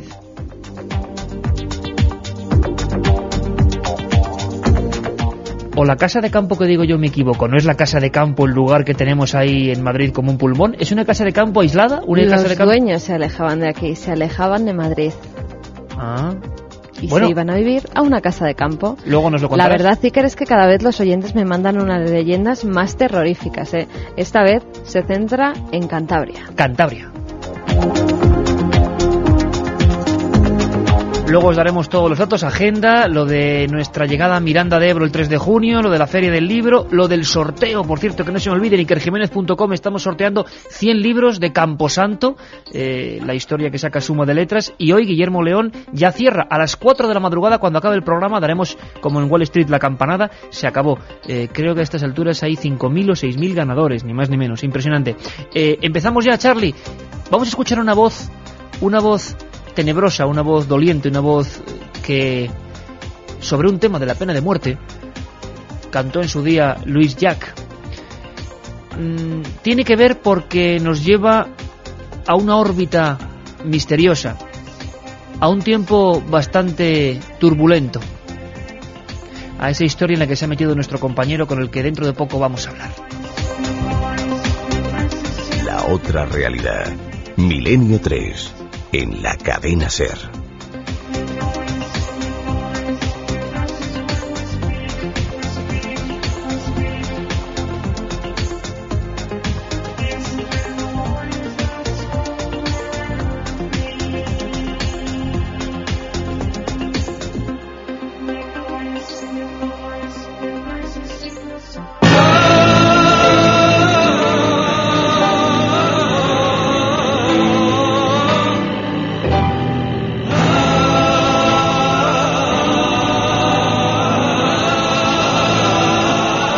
Dicen que quien ha asistido a una ejecución por garrote vil no lo olvidará jamás. Imaginamos que ninguna ejecución. Hace tan solo 31 años en España todavía estaba en uso este artefacto tenebroso que ha sido abolido en varias ocasiones y al que hemos dedicado un programa.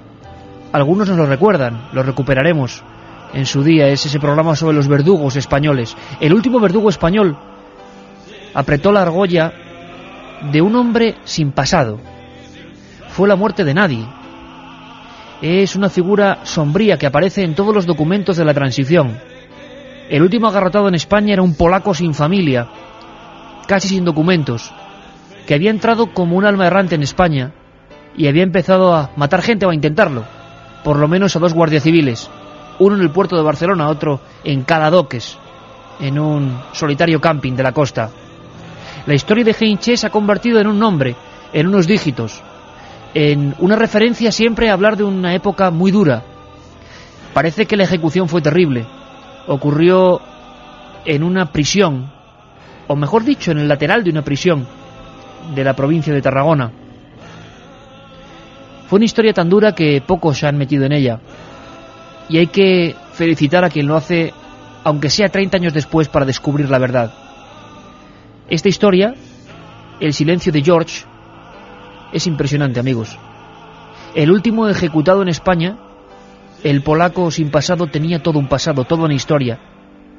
Y nadie lo sabía. Ni siquiera su familia, que sí que existía. Ni siquiera era polaco. Es una parte oscura de nuestra historia y queremos recuperarla. Sobre todo por lo emocionante de su investigación. Yo creo que ya nos escucha nuestro amigo Raúl Ribenbauer. Buenas noches, Raúl. Hola, buenas noches, Iker. Bueno, ante todo, felicidades, compañero, de manera sincera y de manera absolutamente real, porque tu libro nos ha puesto los pelos de punta, no solo por la historia que cuenta, sino por cómo se cuenta. Yo creo que eso de la obsesión no me he quedado corto, ¿verdad? No, realmente no. Bueno, esta historia, para quienes nos escuchan entiendan hasta qué punto se ha convertido en una obsesión en mi vida, entró en el año 95, es decir, me crucé con ella casi de una forma casual, con la historia de Heinz Chess, que, bueno, quizá los oyentes sabrán que fue uno de los 2 últimos ejecutados a garrote vil, junto a Salvador Puig Antich, y como digo, se cruzó en el año 95 en mi vida, y ahora es cuando publico esta historia, es decir, que prácticamente puedo decir que he estado 10 años formando parte de ella, he estado 10 años enganchado a una búsqueda, a la búsqueda y a la reconstrucción de esta historia. Tú en tu libro reflejas la portada del caso, un titular tremendo, ejecutados, 2 fotografías, pero todo el mundo se centró en la de Puig Antich, una ejecución con tintes políticos, tremendas disputas, polémicas, y sin embargo, la fotografía de la derecha se puede decir que nadie le hizo ni caso. Y esos ojos, esa expresión, ese casi semblante de alguien realmente, no sabemos si decir sufriente o alguien que está llamando desde otro lado, es que no lo sabemos, casi ejerce un poder hipnótico. A ti te ocurrió, ¿no, Raúl? Fue la portada del caso del 9 de marzo del 74, que fue una semana después de que los ejecutaran, y a mí me atrapó el de la derecha, no el de la izquierda. Salvador Puig Antich ha sido prácticamente un mito en la transición, y incluso sigue siéndolo hoy, especialmente en Cataluña, pero aquel otro, el de la derecha, era alguien que en aquel momento yo no sabía quién era. Luego fui descubriendo que realmente se sabía muy poco sobre él, se le definía como un hombre enigmático. Sin embargo, pues bueno, no, sin saber que entonces era enigmático, simplemente porque sus ojos me atraparon, pues bueno, ahí empezó todo, con una simple pregunta: ¿quién sería aquel hombre? ¿No? Es la primera pregunta que me hago. Y ahí empieza El silencio de George, la verdadera historia de Heinz Chess, ejecutado el mismo día que Salvador Puig Antich. Una historia trepidante porque además pues prácticamente nos hace el reportero partícipes de todas las vivencias y casualidades y encuentros fortuitos o no tan fortuitos, nunca se sabe, casualidades o causalidades, que diría otro. Al final parece que el destino juega a los dados de una manera muy recta y te va conduciendo a diferentes pruebas, porque oficialmente, Raúl, lo importante es que hasta que tú te metes con esta investigación, me gustaría dejarlo muy claro, la historia de Heinz Chess es la historia de nadie, es de una especie de individuo marginal, lumpen, polaco oficialmente, que llega y de repente intenta matar a 2 guardias civiles en aquel año de 1973. Oficialmente es eso, nada más, un archivo perdido, un papel sobre el que casi nadie ha preguntado hasta que llegas tú, ¿no? Prácticamente es más o menos así, es decir, es oficialmente un apátrida de origen polaco, sin huérfano y sin familia, un hombre al que le atribuyen estos 2 intentos, un intento de asesinato a un guardia civil en el puerto de Barcelona y el asesinato de un guardia civil en el bar de un camping de un pueblecito pequeño de la costa de Tarragona. Y realmente durante todas estas décadas prácticamente todo el mundo que intentó, los que se cruzaban con esta historia, pues repetían lo que se había dicho. Entonces, esto. Cuando yo empiezo a buscar esta historia, digamos que lo primero que pienso es, bueno, aparte de encontrarme con el abogado defensor que había tenido en aquel momento, pienso, aquí debe haber una versión oficial, y la versión oficial tiene que estar en unos documentos. Como él había matado a un guardia civil, o por lo menos se le acusaba de haber matado a un guardia civil, fue juzgado en Consejo de Guerra, es decir, por la vía militar, y estos documentos estaban y están depositados en un archivo militar hoy en día en Barcelona, y ese fue el gran primer escollo. Por un lado fue el primer gran parón, pero por otro lado fue el gran estímulo de seguir adelante, porque los militares en el año 95 me dijeron que no podía acceder a aquellos documentos, y por lo tanto que no podía conocer aquella versión oficial. Y en aquellos documentos, que me costó bastantes años acceder a ellos, encontré realmente una enorme pista o un gran dato, y era que detrás de aquel Heinz Chess había otra persona, otra identidad, otra historia. Es increíble, Raúl, yo creo el mérito sincero que tiene esta investigación, que a todos los que amamos el periodismo yo creo que nos reconcilia con la profesión directamente, porque es apasionante como una historia en la que cualquiera puede de repente pararse. Yo creo que tú mismo lo habrás hecho más de una vez y te habrás preguntado ¿qué demonios hago yo? Intentando rescatar la historia de un hombre que en el fondo era eso, un dígito, un expediente, una historia perdida en un umbral de años muy confusos, oficialmente uno de los últimos o quizá el último agarrotado en España. Algo te movía, algo te empujaba, y quizá era mágico, que eso también nos interesa mucho, el hecho de cómo se empezaban a encadenar historias una tras otra que además reflejas perfectamente. Estabas buscando una aguja en un pajar, estabas buscando una historia absolutamente censurada, oprimida, aislada durante 30 años. Y poco a poco lo vas consiguiendo de manera casi prodigiosa, ¿no? Realmente, en todos estos años, no solo una, sino muchas veces me he preguntado qué hacía yo ahí. No solo me lo he preguntado yo, me lo han preguntado las personas de mi entorno, mis amigos, mi familia, mi psicóloga. Cuando estaba tendido en el diván me decía, pero Raúl, ¿qué haces ahí? ¿No? ¿Por qué no sales de esa historia? Y durante muchos años yo no tenía esa respuesta. Quizá ahora que hay un final del camino, uno piensa que todo lo que hizo tenía sentido, porque de alguna forma el haber encontrado, haber reconstruido esta historia que fue, digamos, borrada por un régimen franquista, por una dictadura, eso ya le da sentido a esa búsqueda.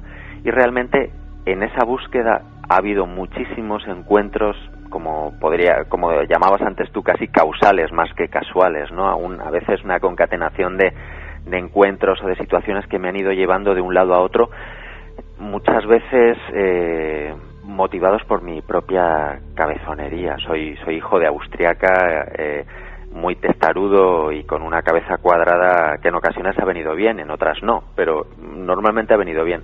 Y ahí sí que ha habido muchísimos encuentros que me han ido aportando datos y que me iban permitiendo reconstruir la historia que, como digo, trataron de borrar desde la dictadura. Oye, Raúl, y lo más apasionante de todo esto es que durante 30 años, oficialmente, cualquier enciclopedia, cualquier libro que te hable, por ejemplo, de la pena de muerte, de la transición española, siempre repetirá que un día brumoso del año 74, en una dependencia además bastante lóbrega de la prisión de Tarragona, se ejecuta, además con bastante mala hazaña, a un hombre que, es verdad, el silencio que mantuvo siempre. Nunca supimos su auténtica motivación, quizás, por qué dispara a un guardia civil en el puerto de Barcelona y a otro en una especie de camping, en una cala en la provincia de Tarragona.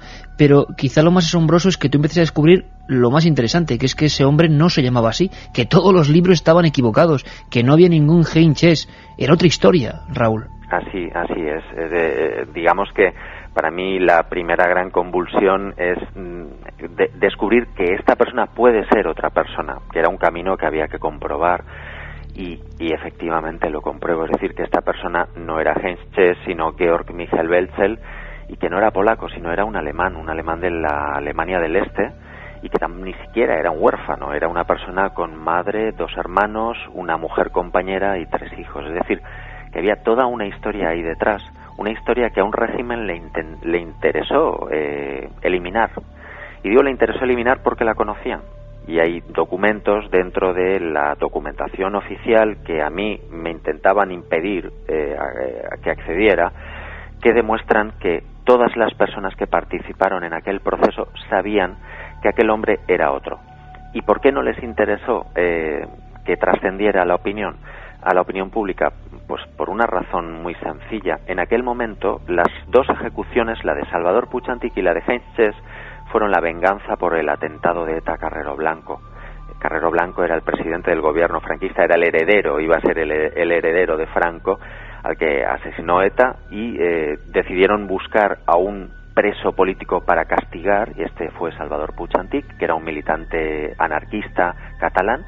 Y para complementar aquella muerte más política, pensaron, bueno, pues tenemos que encontrar a alguien y este es perfecto. Y aquel era perfecto porque era oficialmente polaco y España no tenía relaciones diplomáticas con Polonia, sí las tenía con las 2 Alemanias y además no tenía familia, así que nadie iba a reclamar su cuerpo, nadie iba a reclamar su memoria, nadie iba a reclamar su identidad. Así que una mentira podía seguir en los años, y bueno, pues quizá también la irrelevancia aparente de aquel personaje ha hecho que durante décadas siga siendo un apátrida polaco sin familia. Sin familia, 30 años en una fosa común anexa a la prisión de Tarragona, oficialmente la historia dormida, y quizá, aunque me gustaría que la gente vaya descubriendo las claves en El silencio de George, de Raúl Rivenbauer, editado por RBA, que además sorteamos hoy 3 ejemplares entre todos los oyentes, que fuera descubriendo en el proceso de autoinvestigación, que sin duda te envuelve como una espiral con este libro. Pero, Raúl, es que encima las últimas horas del anterior Hein Chess, de Georg Michael Welzel, a partir de tu investigación, son realmente dramáticas, ya no solo porque el verdugo, y parece fuerte hablar de esta profesión, ¿no?, si se puede llamar así, hace 30 años, hace mal su labor, se convierte en una carnicería, en esa dependencia pequeña que tú llegas después a visitar a pesar de que está reformada, pero quizá lo más estremecedor de todo esto es la frialdad, el silencio de ese hombre. ¿Por qué ese hombre no dio ninguna información? ¿Por qué no dijo que tenía familia? ¿Has intentado o te has preguntado por esto, por ese silencio que le da título a tu libro? Claro, de alguna forma el libro precisamente trata de deconstruir ese silencio, de entender por qué aquel hombre fue capaz de mantener el silencio de su falsa identidad hasta el final. Y es curioso, creo que es interesante contarle a la gente que estos son pequeños detalles, porque el libro cuenta centenares de ellos, que él construyó su identidad de una manera muy muy simple, es decir, con el nombre de su padre y el apellido de soltera de su madre. ¿Y por qué lo mantuvo? Bueno, pues quizá porque en aquella Alemania del Este vivió situaciones realmente complicadas, situaciones que supusieron un hostigamiento por parte de la Stasi, que era la policía política de la RDA, que dejaba al KGB como hermanitas de la caridad, y bueno, de alguna forma yo creo que trataba de protegerse, por un lado, y de proteger a su familia de todos aquellos problemas que podían derivarse de las malas relaciones con el poder político en la RDA. Cuando aterriza aquí y se le complica su vida de esa manera, yo interpreto que él trató de establecer ese silencio hasta el final, ¿no? Una vez las cosas estaban ya perdidas, pues para qué remover, ¿no? Oye, Raúl, la familia no sabía nada y tú les cuentas, les reabres la propia historia de ese apátrida. Es decir, gracias a tu investigación logran saber que fue de Georg Michael Welzel. Así es, la verdad es que sí. Un momento intenso, muy intenso en mi búsqueda fue cuando pude acceder al fin a los documentos del sumario, que era como el primer gran mapa para empezar a caminar. Desde luego el momento más brutal de todos fue viajar a Alemania, pulsar el timbre de un interfono y que se abriera una puerta y apareciera el que yo reconocí rápidamente como su hermano. Había tenido una conversación telefónica con un familiar, con alguien de la familia, pero digamos que hasta nuestro encuentro cara a cara no empezó a haber una claridad, ¿no? Y cuando se abre esa puerta, pues bueno, ahí empiezan emociones realmente intensas, porque por un lado yo empiezo a confirmar que Heinz Chess es Georg Welzel y ellos acaban sabiendo pues que su familiar nunca volverá. Raúl Rivenbauer, El silencio de George, un libro que además, como hemos dicho en varias ocasiones, va paso a paso, es una investigación de años, nada ocurre porque sí, es una labor que sería imposible sin el grado de implicación total de un periodista que se da cuenta que tiene ante sí una misión grandiosa y a la vez complicadísima, intentar desvelar un misterio, desvelar un enigma que duerme durante 30 años. Lo que es increíble, Raúl, es que a partir de ahora, se dice muy pocas veces esto, habría que reescribir la historia. Se ha dicho 1000 veces ese nombre, en cualquier crónica decíamos, en cualquier documento de aquella época, el misterioso Heinz Chess, un polaco ejecutado en ese tiempo tan polémico, y de repente un periodista, 20 años después, 21 años después de estos sucesos, empieza a escarbar, empieza a buscar, empieza a encontrar un sinfín de grietas, de sinsentidos. Y por favor no os perdáis las entrevistas, las obsesiones, los silencios, las aparentes derrotas que luego se convierten en triunfos, y al final tenemos uno de esos documentos excepcionales, El silencio de George, la verdadera historia de Heinz Chess, ejecutado el mismo día que Salvador Puig-Antich.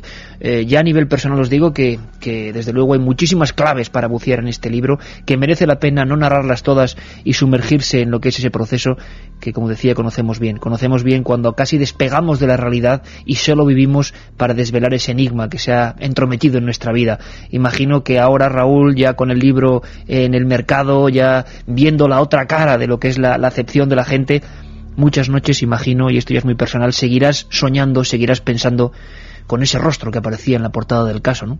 De alguna forma yo creo que Georg, que ya no será nunca más Heinz, pues me acompañará siempre.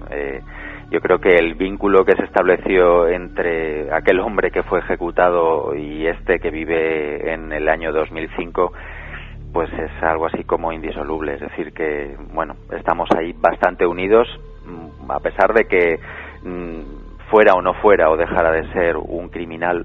Es decir, para mí eso no es en ese sentido lo importante. Para mí lo terrible es que él, como Salvador Puig Antich, fueron utilizados, sus vidas fueron utilizadas, y fueron utilizadas de la manera más espantosa. Fueron ejecutados a garrote vil hace solo 31 años. Raúl, te deseamos muchísima suerte, compañero. El silencio de George nos ha sobrecogido, pero nos ha emocionado también por el componente de búsqueda, que es la palabra que sin duda refleja perfectamente el espíritu de este programa. Muchísima suerte, amigo. Gracias a ti, Iker, y de verdad un abrazo muy fuerte, y pues nada, hasta pronto.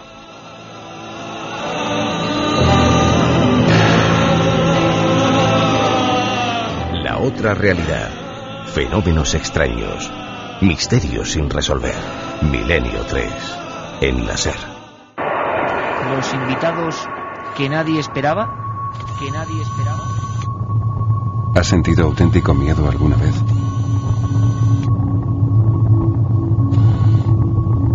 Milenio 3. La madrugada de los viernes y los domingos, con Iker Jiménez y todo su equipo en la cadena SER. Más allá, hay más.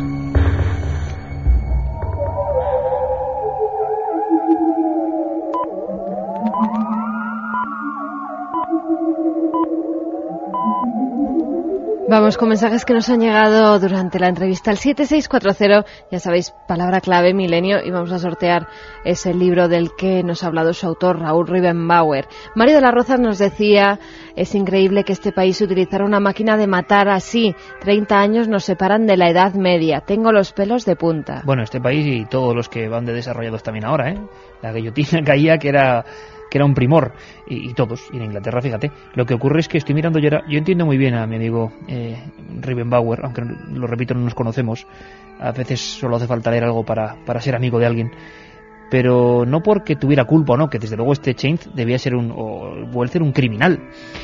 Pero hay algo en esta historia que es la obsesión que uno puede coger con una simple foto. Esta foto es terrible, ¿verdad, Carmen? En la portada del caso. Sí, la portada del caso. Esta foto que fue falsificada por la policía porque en su época se le pusieron unas patillas, un pelo que no era el suyo, y así nadie pudo saber que este hombre era otro que nunca habló, que nunca abrió la boca y cuya frialdad fue absoluta, fue increíble, nunca dijo nada. Jorge de Toreno Ponferrada nos dice, yo creo que el ejecutado era un espía polaco con una misión encomendada. Qué curioso detrás de las teorías, porque tampoco nadie sabe por qué hizo eso. Sin hablar, sin abrir la boca, se dirigió, le pegó un tiro en la nuca, un disparo que, bueno, fue fatal, a un guardia civil y a otra persona dentro de un camping. Tampoco se supo nunca. Hola, Milenario, soy Carlos de Zaragoza. Al ser extranjero, el ejecutado, la Interpol, ¿no sabía la verdad de este hombre? Sí, y es lo más inquietante, es que en algunos archivos venía su verdadero nombre. Sin embargo, en España nunca se publicó. Y claro, estaba aquí delante del garrote y su familia nunca lo supo. Esta investigación, ¿imagináis lo que es esto? 30 años después, lleva la identidad de un hombre, hermano, hijo, a una familia que no sabían nada. Pensaban que había desaparecido. Y no, era el último agarrotado en España, con ese procedimiento que no se sabe bien cuándo nace, no se hablan de Carlos VII, no es cierto.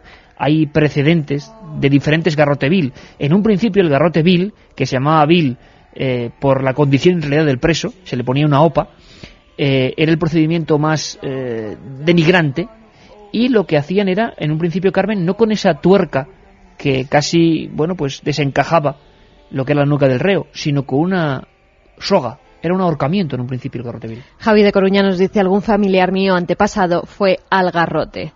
Hola, soy Fran y recuerdo aquella historia del garrote vil donde fueron ajusticiados 3 inocentes. Es el caso de la estanquera de Sevilla, ¿no? Sí, de las estanqueras de Sevilla, que aquí recordamos los crímenes del Tarta. 3 hombres que eran inocentes y que fueron sentados los 3. Lo más curioso es que tuvieron una extrañísima conversión espiritual. Eran personas realmente lumpen en el sentido casi delincuencial, y de repente, en prisión, Muchos de ellos notaron la visión de algo. Caso, Carmen, que tú conoces bien, porque María Vallejo Nájera investigó en ese libro maravilloso, Un mensajero en la noche, casos parecidos, de reos a muerte que se han convertido hasta en sacerdotes.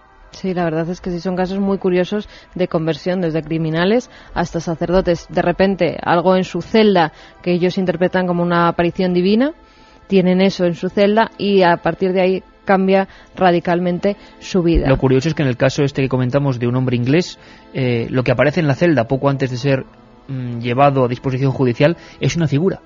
Una figura mirando los pies de la cama, ¿os imagináis? Una figura con unos ropajes extraños, una mirada fría, una mirada como sin vida. Tú te despiertas tranquilamente en el espacio exiguo y incómodo en una celda. Enseguida se puso en defensa, este hombre del que habla el libro de María Vallejo Nájera, pensando que era un preso que se había colado, pero no, la celda estaba completamente cerrada, y a los pies de la cama, del camastro, del jergón, un individuo miraba. Enseguida él se dio cuenta de que no era una persona humana. ¿Qué es eso? ¿Un visitante de dormitorio? ¿Una aparición? ¿Un demonio en otra época? Él lo identificó con un ángel, con una aparición divina. En mi pueblo había una cárcel que se llamaba La Crujía. ¿Os imagináis por qué? La pena más común era la de la gota y la de la ley de Bayona. Era del siglo XVI, nos dice Carlos. Qué terrible. Yo recuerdo en Santillana del Mar, en Cantabria, una exposición sobre torturas de la Inquisición. La gota. Dejaban a los reos imaginar los lamentos. Imaginaos la conjunción de energías negativas, y es que estas existen, concentradas en esos sitios. Una gota helada cayendo hasta que perforaba el cerebro y acababa saliendo por la barbilla.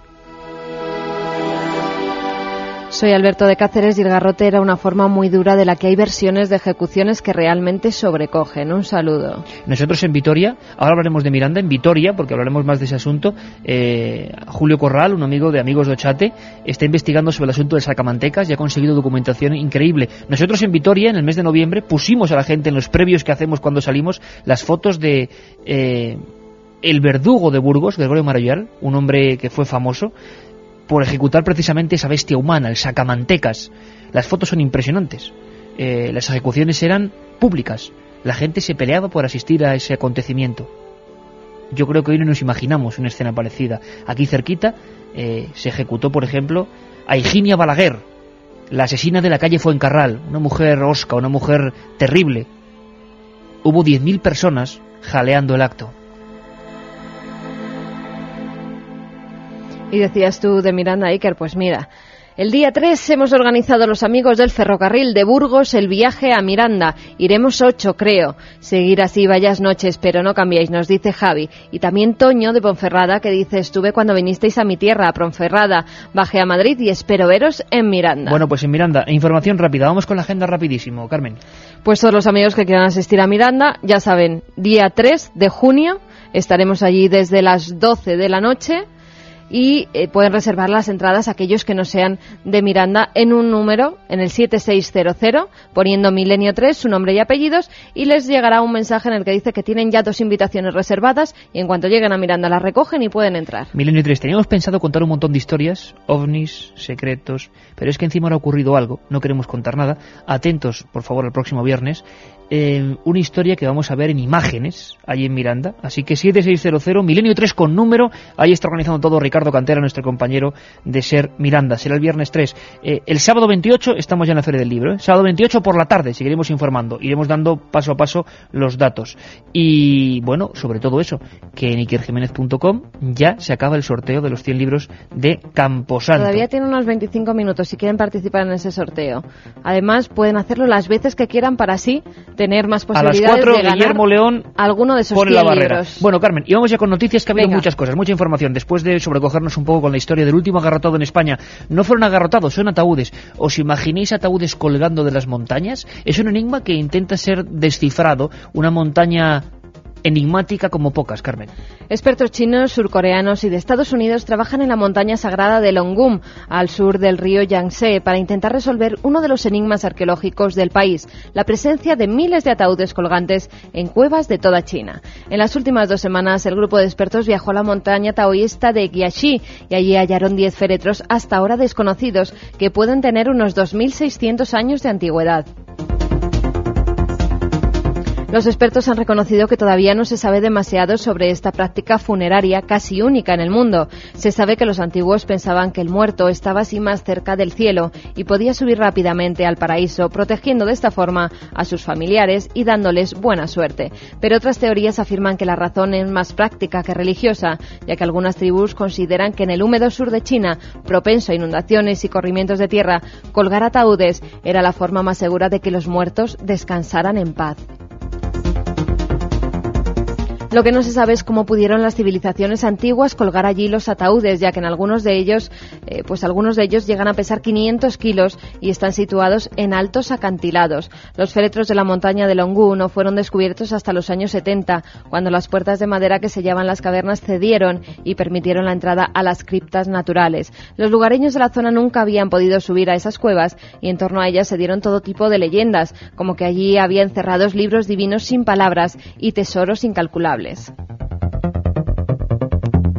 Los 200 ataúdes de la montaña tienen forma de casa antigua o de barco, están hechos con maderas toscas y fueron llevados allí por la etnia Baiyue, pero la mayor concentración de ataúdes colgantes se encuentra en la provincia central china de Guizhou, donde hay más de 1000 en una misma cima, colgados a distintas alturas y en orden genealógico, con las generaciones más antiguas encima y las más jóvenes debajo.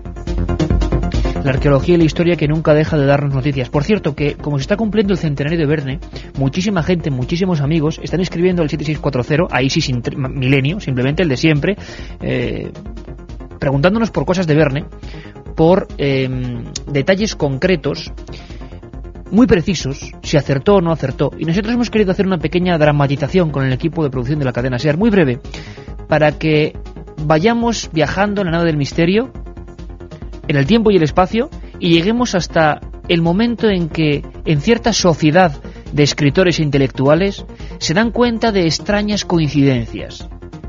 Verne nos dejó hace 100 años, pero su misterio continúa, ¿verdad? Escuchemos. Es asombroso comprobar las sincronicidades que se contienen en este libro de Julio Verne, llamado De la Tierra a la Luna, y escrito en 1865. Por eso les he citado en este salón.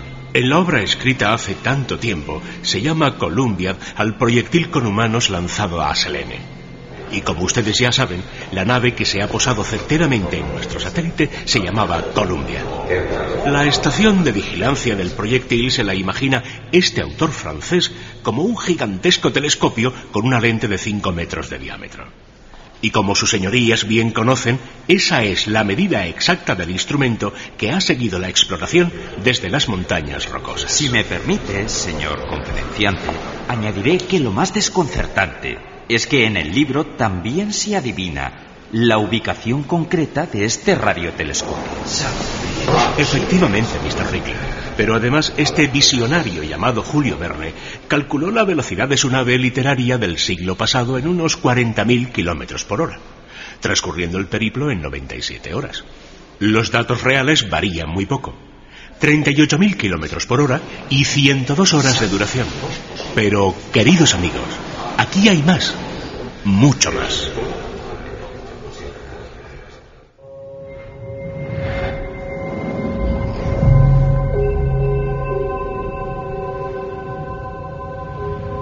Son los misterios de Verne, esos que solo se pueden ver con la lupa del tiempo, 100 años después. Claro que había mucho más, y de Verne iremos hablando mucho más. Vamos a hacer nuestro particular homenaje, como queremos hacérselo dentro de poco a Cervantes, al Cervantes desconocido y enigmático, que también tuvo una parte de careta oscura que casi nunca se cuenta. Para eso estamos, ¿no? También estamos para contaros leyendas urbanas, una sección que sobrecoge a todos porque es de todos. La gente escucha historias. Algunas tienen una gran parte de verdad, otras menos. La mayoría están basados en casos profundamente reales. Yo creo que a las 3:42 es una hora perfecta para escuchar a Carmen y la leyenda de esta semana. Esta semana la leyenda nos la mandaba Laura desde Cantabria y titulaba Leyenda de la Casa de Campo. Esta historia que os hago llegar ocurrió en una aldea cántabra de la que no puedo dar el nombre. Hace algunos años, una familia de Madrid decidió dejar la ruidosa ciudad y venir a vivir a un lugar más tranquilo y rodeado de naturaleza. Carlos, el padre, se acababa de prejubilar a causa de un accidente laboral y vio en el periódico que vendían una preciosa casa de campo a muy buen precio en una aldea de Cantabria. Su mujer no se lo pensó 2 veces, pero lo más difícil era convencer a sus hijos, Mari Carmen y Lucas, que aún eran jóvenes y no querían dejar a sus amigos y su atareada vida en la ciudad. Aún así, como eran menores de edad, tuvieron que hacer caso a sus padres y marcharse a vivir con ellos a la casa de campo. Cuando llegaron al pueblo se alegraron de la decisión tomada porque era precioso, pero la gente al pasar los miraba con cara de extrañeza y se comentaban cosas al oído. No le dieron mucha importancia y pensaron que era normal, porque la llegada de unos extraños al pequeño pueblecito no era cosa muy común. Por fin llegaron a la dirección que les había indicado la agencia, donde habían adquirido la casa. Era enorme, aunque había que hacerle unos cuantos arreglos, ya que se notaba el paso de los años por ella. Pero no era un problema. Carlos, el padre, era muy manitas y además contaba con todo el tiempo del mundo para hacerla confortable. Al entrar, se dieron cuenta de que aún había muebles antiguos en ella y algunos incluso se podían restaurar. Con el paso de los días sus hijos fueron haciendo amigos, pero la mujer se encontraba aburrida. Ya no sabía qué hacer en aquel pueblo donde no había casi de nada. Para que se animara un poco, su marido la dio una sorpresa y reservó una mesa en un restaurante de un pueblo más grande, que había a pocos kilómetros. Esa noche el hijo más pequeño se quedó a dormir en casa de un amigo y la adolescente Mari Carmen se quedó sola en casa. En cuanto se fueron sus padres, la chica puso la radio y comenzó a escuchar música. Pero de repente, la radio dejó de funcionar. La joven no le dio importancia. En aquel pueblo perdido de la mano de Dios, no se cogían bien las emisoras. Decidió ponerse a escribir a sus amigas de la ciudad, pero de repente llamaron a la puerta. Preguntó quién era y nadie la contestó. Otro golpe volvió a resonar en la madera. De nuevo, nadie contestó. Mari Carmen pensó que se trataba de una broma de su hermano y su amigo, y al tercer toque de puerta abrió. Pero allí no había nadie. Asustada decidió encerrarse en su cuarto y leer un libro, pero cuando se tumbó en la cama comenzó a escuchar extraños ruidos y las luces empezaron a parpadear. A los pocos segundos, la luz se apagó por completo. Muy nerviosa fue caminando hasta la entrada para ver si en la calle también había apagón, pero cuando la abrió vio justo enfrente a un hombre que estaba de espaldas. Iba vestido de negro, con un sombrero de ala ancha. Al darse la vuelta, la chica pegó un grito que resonó en toda la aldea. Aquel hombre no tenía piel. Miró hacia el suelo y se dio cuenta de que estaba repleto de sangre.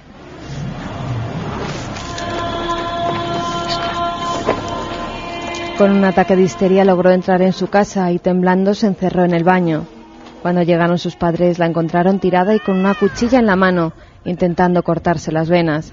Continuamente repetía: no era de este mundo, no era de este mundo. Inmediatamente la trasladaron al hospital y de allí a un psiquiátrico, donde quedó internada.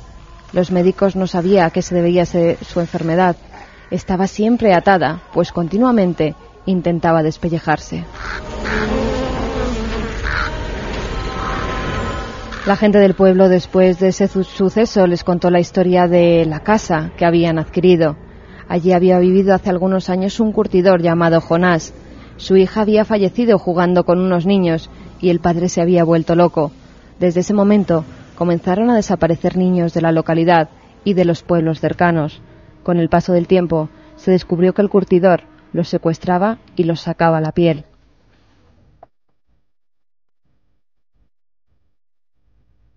Cuando los vecinos se enteraron de lo que había hecho con sus infantes, entre todos lo cogieron y en la plaza del pueblo lo despellejaron vivo. Desde entonces, todos los que habitan esa casa han recibido la visita del hombre sin piel.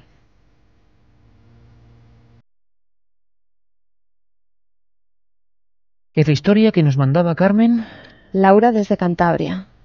La leyenda de la casa de campo o la visita del hombre sin piel.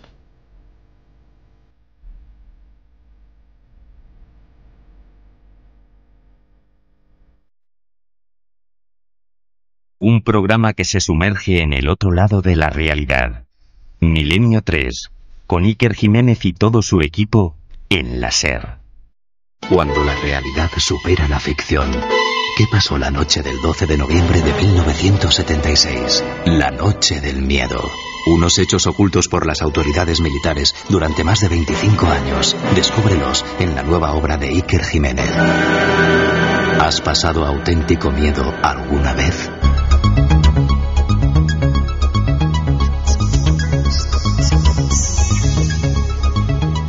Y 48, junto a Charlie y Carlos Nicolás tenemos también la visita de Javi Rodríguez, otro ilustre comandante de la nave del misterio, el dúo mágico. Los teníamos nosotros ahí un poquito agazapados, ¿no? Escuchando la historia del hombre sin piel.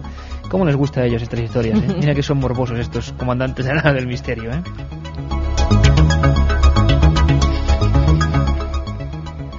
Vamos con noticias, sí, que reconstruyen el rostro de Tutankamón. Gran noticia, ¿no? Que se ha reproducido en todos los teletipos del mundo, hay que comentarlo. Además, en National Geographic Channel hoy han hecho un reportaje de 2 horas sobre este descubrimiento y sobre toda la leyenda que hay en torno a este faraón.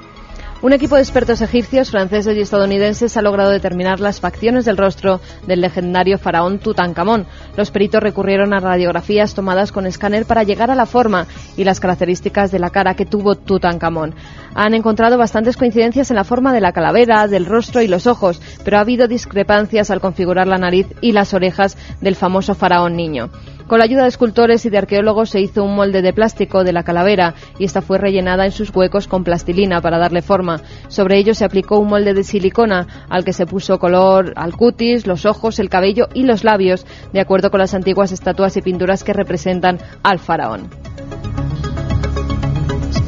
Tutankamón, cuya tumba fue descubierta en Luxor en 1922 por el arqueólogo británico Howard Carter, fue un faraón que reinó solo 10 años, del 1333 a 1323 a.C.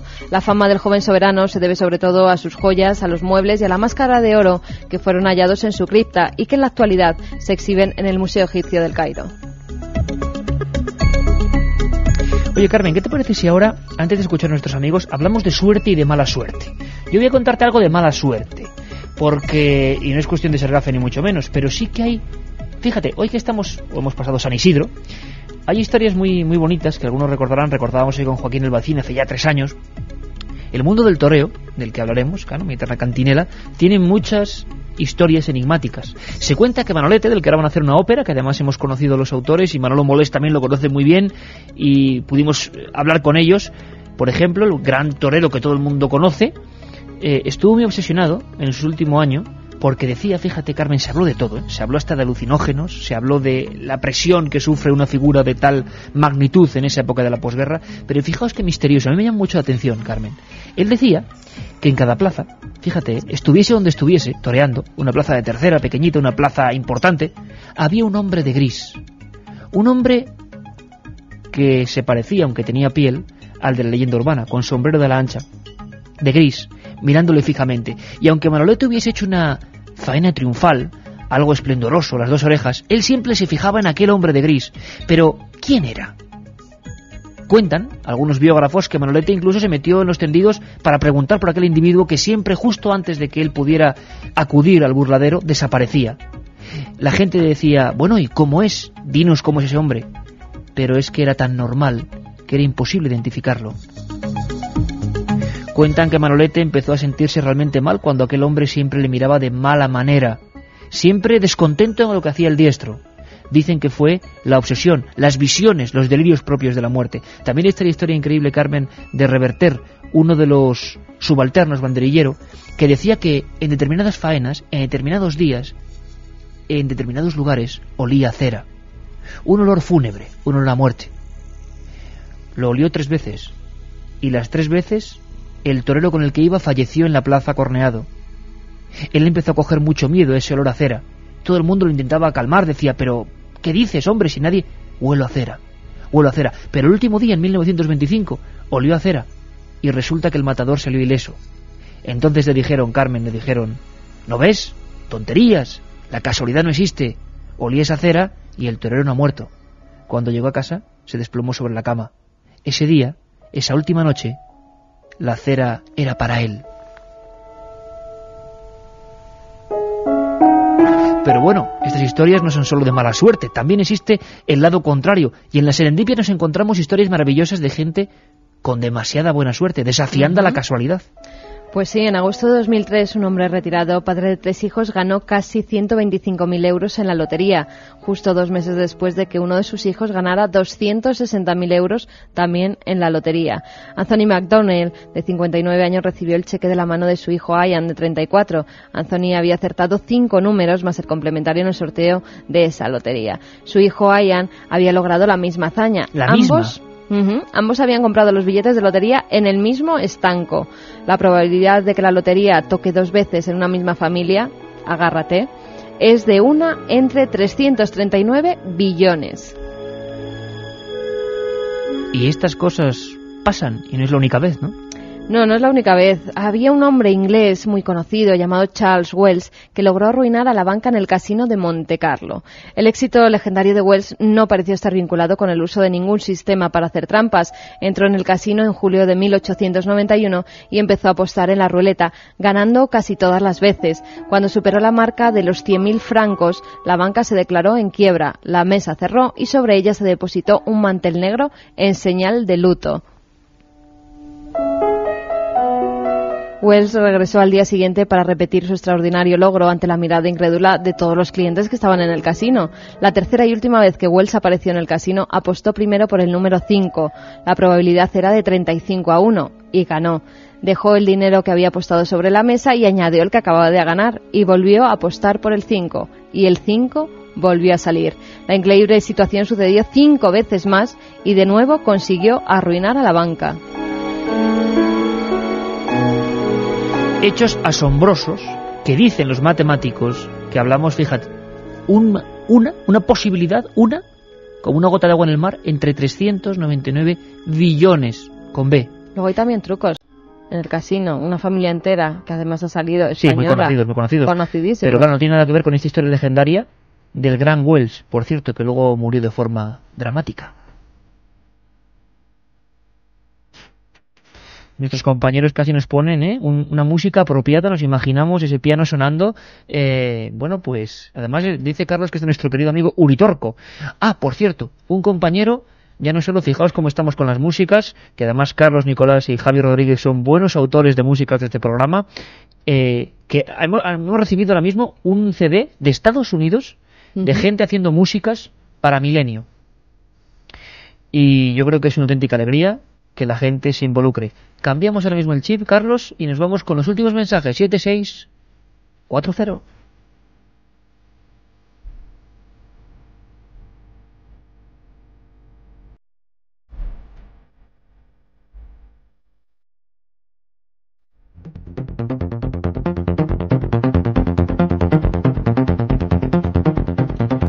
Vamos con mensajes. ¿Se sabe si Julio Verne habló algo del cronovisor? ¿Es posible que dispusiera de un aparato así?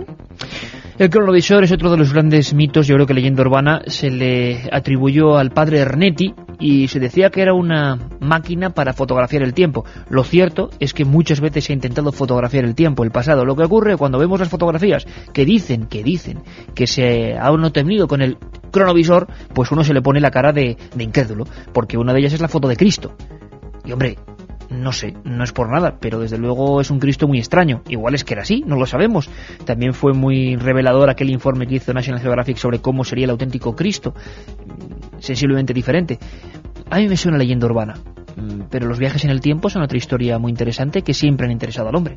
Kobe desde Asturias dice: tengo los pelos de punta. Justamente hoy estuve hablando de la tortura de la gota. Pensaba que era una trola. ¿Cuánto duraban vivos? Claro, lo malo de la tortura de la gota es que era demasiado tiempo, demasiada dedicación y solo se hacía con algunos presos que eran relativamente importantes. Un día, si queréis, con nuestro gran amigo Juan Eslava Galán, hablamos de torturas y verdugos y torturadores. La verdad es que el amplio abanico que hay de horrores de la muerte, nos va a dejar helados, pero creados por el ser humano, que somos lo peor, desde luego, y lo mejor. Soy Juan Carlos de Toledo. ¿Por qué la gente tenía miedo y repelús a los verdugos si eran funcionarios en la época de Franco? Ya, pero los verdugos españoles por lo menos eran muy peculiares. Gregorio Mayoral tenía un aspecto tremendo. Camilo José Cela, en la revista Papeles de Son Armadans, llegó a hacer un reportaje increíble. Francisco Moneo. Hubo un montón de personas que se dedicaban a ese oficio, pero ya no solo era un oficio sin más. lo tenían como algo artesanal, les gustaba realmente a algunos de ellos. Los verdugos se convirtieron en personajes que algunos incluso llegaron a ser apaleados hasta la muerte porque el pueblo, claro, no consentía que alguien fuese a matar a uno de sus vecinos. Una historia tremenda. Los verdugos españoles, los últimos, murieron hace nada, hace 3-4 años, en un pequeño piso a las afueras de Madrid. Amigos de las fuerzas de seguridad, Alex, Iker, Carmen, somos una patrulla de la Guardia Civil por Madrid. Considerarnos una unidad móvil. Te contaremos lo misterioso que veamos. Por favor. No voy a contar nada y todos atentos al viernes. Pero ayer nos topamos con la Guardia Civil y en un primer momento nos pidieron la documentación. Estábamos en un sitio investigando. Enseguida dijeron que eran amigos de Milenio. Y si nos están escuchando ahora, por allí por la provincia de Ávila, les mandamos un abrazo fortísimo, porque nos demostréis que la Benemérita está ahí, pase lo que pase, y cualquier información, por supuesto, por favor, compartirla con nosotros. Qué gran peli la de Queridísimos Verdugos de los años 80, nos dice otro amigo. Sí, de Basilio Martín Patiño, documentos estremecedores. Hombre, gran peli, no sé, terrible documento, desde luego. Vamos, Iker, si quieres, con los ganadores de ese libro. El silencio de George, de Raúl María Rimenbauer. El primero RDA. es Tomás. Vi en una película cómo ejecutaban a garrote vil a una mujer, creo que era María Pineda, fue muy fuerte. El segundo va para Andrés, de Sevilla. Me parece interesante tratar la psicología de los verdugos, estos ejecutores que ensucian sus manos por los deseos de otros. Y el último para Alberto, de Valencia. Me encanta pasar miedo, ¿qué me acabáis de hacer pasar? Es el mejor que cualquier película. No cambiéis y no quitéis la voz de las sombras. Nos vamos ya, el sorteo de Camposanto se acabó ahora mismo. Un abrazo.